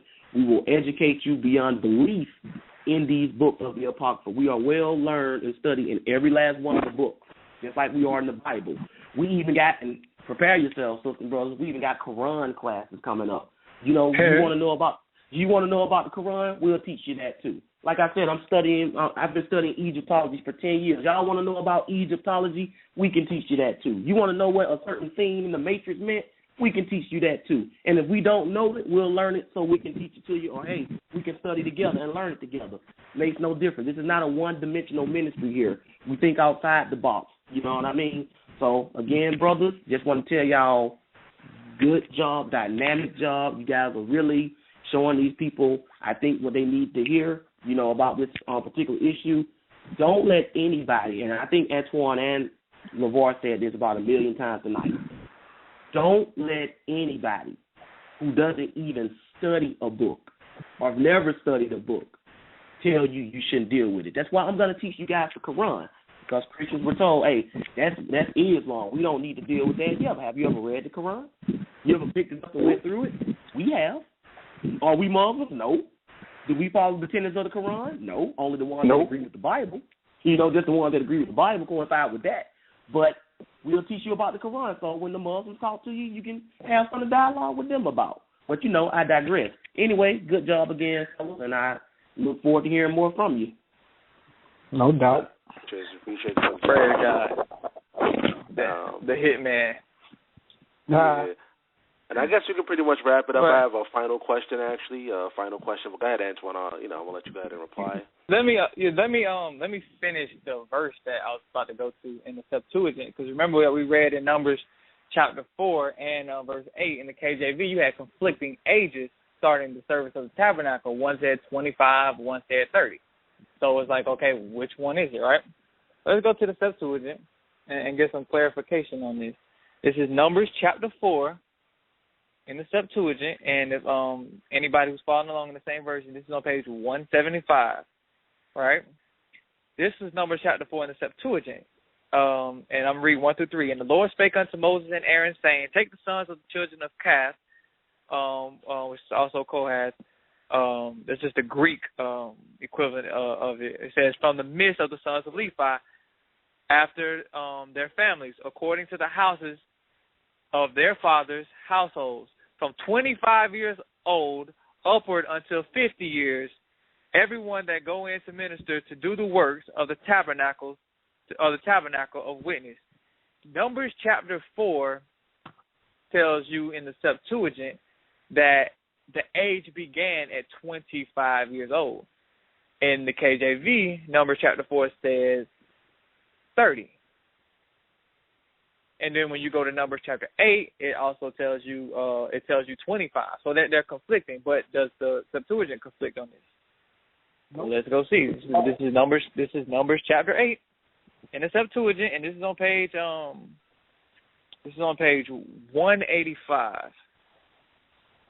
Well, actually, it's actually on page 186. It says, this is verse 23, and I'm reading 23 through 25. It says,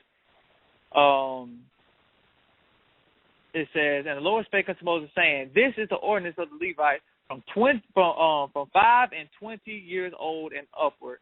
They shall go in to minister in the tabernacle of witness. And from 50 years old, the Levites shall cease from the ministry and shall not work any longer. And what's crazy about this now, not only does the Septuagint clearly tell us that the age was 25 both times, and in the KJV it says it 25 more than once too, I believe. But it tells you that they must cease from the work of the tabernacle, cease from the service at 50 years old. It says you must stop. That's it. You're finished at 50 years old. And the same people that are telling you got to wait till you're 30 to teach are well over 50 years old. And the same verse is telling you got to stop at 50, but you way over 50, telling people that they got to wait till they're 30, when the same verse is telling you got to stop when you're 50. Although it has nothing to do with teaching, you know what I'm saying, people still try to use this. It's hypocritical. But, it's very hypocritical. But this is just another example, again, of how the Septuagint clarifies. There's so many things that the Septuagint will clarify, like stuff concerning the feast days, about when certain things, like, a lot of times people read time, they're like, oh, this talk about the weekly Sabbath, or this talk about this. The Septuagint will line it up perfectly and clarify it for you, you know what I'm saying? But, that's just more stuff, to come. So, but until then, that's it for now. We could delve deeper into stuff, like Josh said. Like, I know he has I was talking to him the other day about some of the stuff that he was planning on doing, and I'm telling y'all, this stuff is really deep, and it's really gonna hit home with a lot of people. That's my prayer, Lord willing, that people will accept this history, this understanding that our Hebrew forefathers had, the first century, first, second, third century Christians had, and the importance of these documents. That these are sacred. These are sacred texts that we have here. And Lord willing, in the future that we're able to, continue to bring out more and more and more. This is just a small sample size of some of the things that are to come. Like I said earlier, we Josh did a class a long time ago talking about some of the teachings of Christ found in the Apocrypha. Some of the concepts that Jesus alludes to in the New Testament, you don't read about them anywhere, but you find the same concepts, some of the same similar teachings right there in the Apocrypha. And it is beautiful. It's a beautiful, beautiful, beautiful thing to see. But that's all I have. All right. Once again, I appreciate everybody for calling in with their questions and their comments. Everybody in the chat room and sending me emails. People all across the globe listening to Debate Talk for You. I have a final question, and several people will email me this particular question. For the babies out there in Christ, what should be the first book? They heard about the Septuagint, they heard about the Apocrypha and other books. People are confused on what book they should purchase first. Which one of these books should they get, and do you recommend that they get the book right away, or should they have better biblical understanding before they buy these books? LaVar, you can start. Well, I can only speak from experience. I started out with the KJV. I got a strong, exhaustive concordance to look up words in the KJV. That's how I started. I'll recommend you do that. I did that for years before I picked up anything else. And, that's it. And me personally, like I said, all I can do is speak for from experiences that I went personally and got every book, almost every book religiously known that as far as faith are concerned, like the Book of Mormon, Quran, Septuagint Apocrypha, the Catholic Apocrypha. I got all of those things, not just because I think all of them are inspired or anything like this. I do them to try them, to test them, to see what's in it. I put everything to the test. You know what I'm saying? And that's one of the things that we do. You know what I'm saying? Is that we really put everything to the test and see if it holds up. You know what I'm saying? Historically,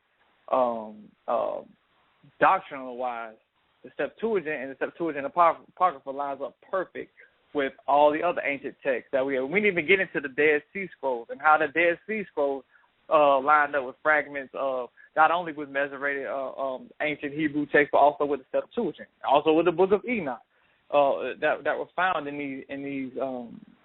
these books. But me and LaVar actually did a class talking about the lost books or the forgotten books of the Bible, which is in the archives almost a year ago now. And we talked about some of the books that we have and the ones that we ascribe to. But like again, it's up to you, the individual, to put everything to the test and to be unbiased and to really be willing to do the research. And yes, it is hard work, but you know what I'm saying, at the end of the day, I promise you that it's worth it, because some of the things that God reveals to us and some of these texts and stuff is crazy. And Brother Josh, I still got you in the queue. I want to open up your phone line. Brother Josh, can you hear me? Yes, I can hear you. Hear me? Yeah, I hear you, brother. Yeah, I still had you. You didn't press number one again, so I still got you in the queue. But for the people out there that they're babies in Christ and they're confused about which book they should get, the Septuagint or the Apocrypha, what do you recommend? What is your last words out there? Well, I recommend, starting off, the Strong's is not really a book that I would consider like a studying book. It's just like a biblical aid as far as like knowing what certain words and definitions are for Greek and Hebrew and Aramaic words. But I started off myself personally with the Apocrypha, you know what I'm saying? Because the Apocrypha, a lot of people don't know, it's an explanation of the Old Testament, and it's sandwiched right between the Old Testament and the New Testament. If you don't have the Apocrypha, it's like you eating a sandwich with no meat. You just got two pieces of bread. You're missing the meat in between the bread, you know what I'm saying? Because it clears up a lot of history and explains a lot of stuff. Like without the Apocrypha, people are stumped about like what was the Feast of Dedication in John chapter 10. They can't answer that with just the Bible. Where did it come from? What is the Feast of Dedication? When was it, you know what I'm saying, instituted and things of that nature? So I definitely would go with the Apocrypha, the first thing to go get you started with. And just read from the very beginning. Read First Ezra, read Wisdom, read Ecclesiasticus. My personal favorite book of all time is Ecclesiasticus, also known as the Book of Sirach. So I say start with the Apocrypha. Go start with the book of the Apocrypha. Ironically, the word Apocrypha actually means hidden or concealed. You know what I mean? And it has been hidden and concealed from the masses. And just because the Catholics use it doesn't make it a bad book. Because guess what? The Catholics also use the other 66 books of the Bible. I don't see nobody throwing them out. You follow what I'm saying? So, just use a little common sense and logical thinking when you approach this and see what happens. That's all I can say.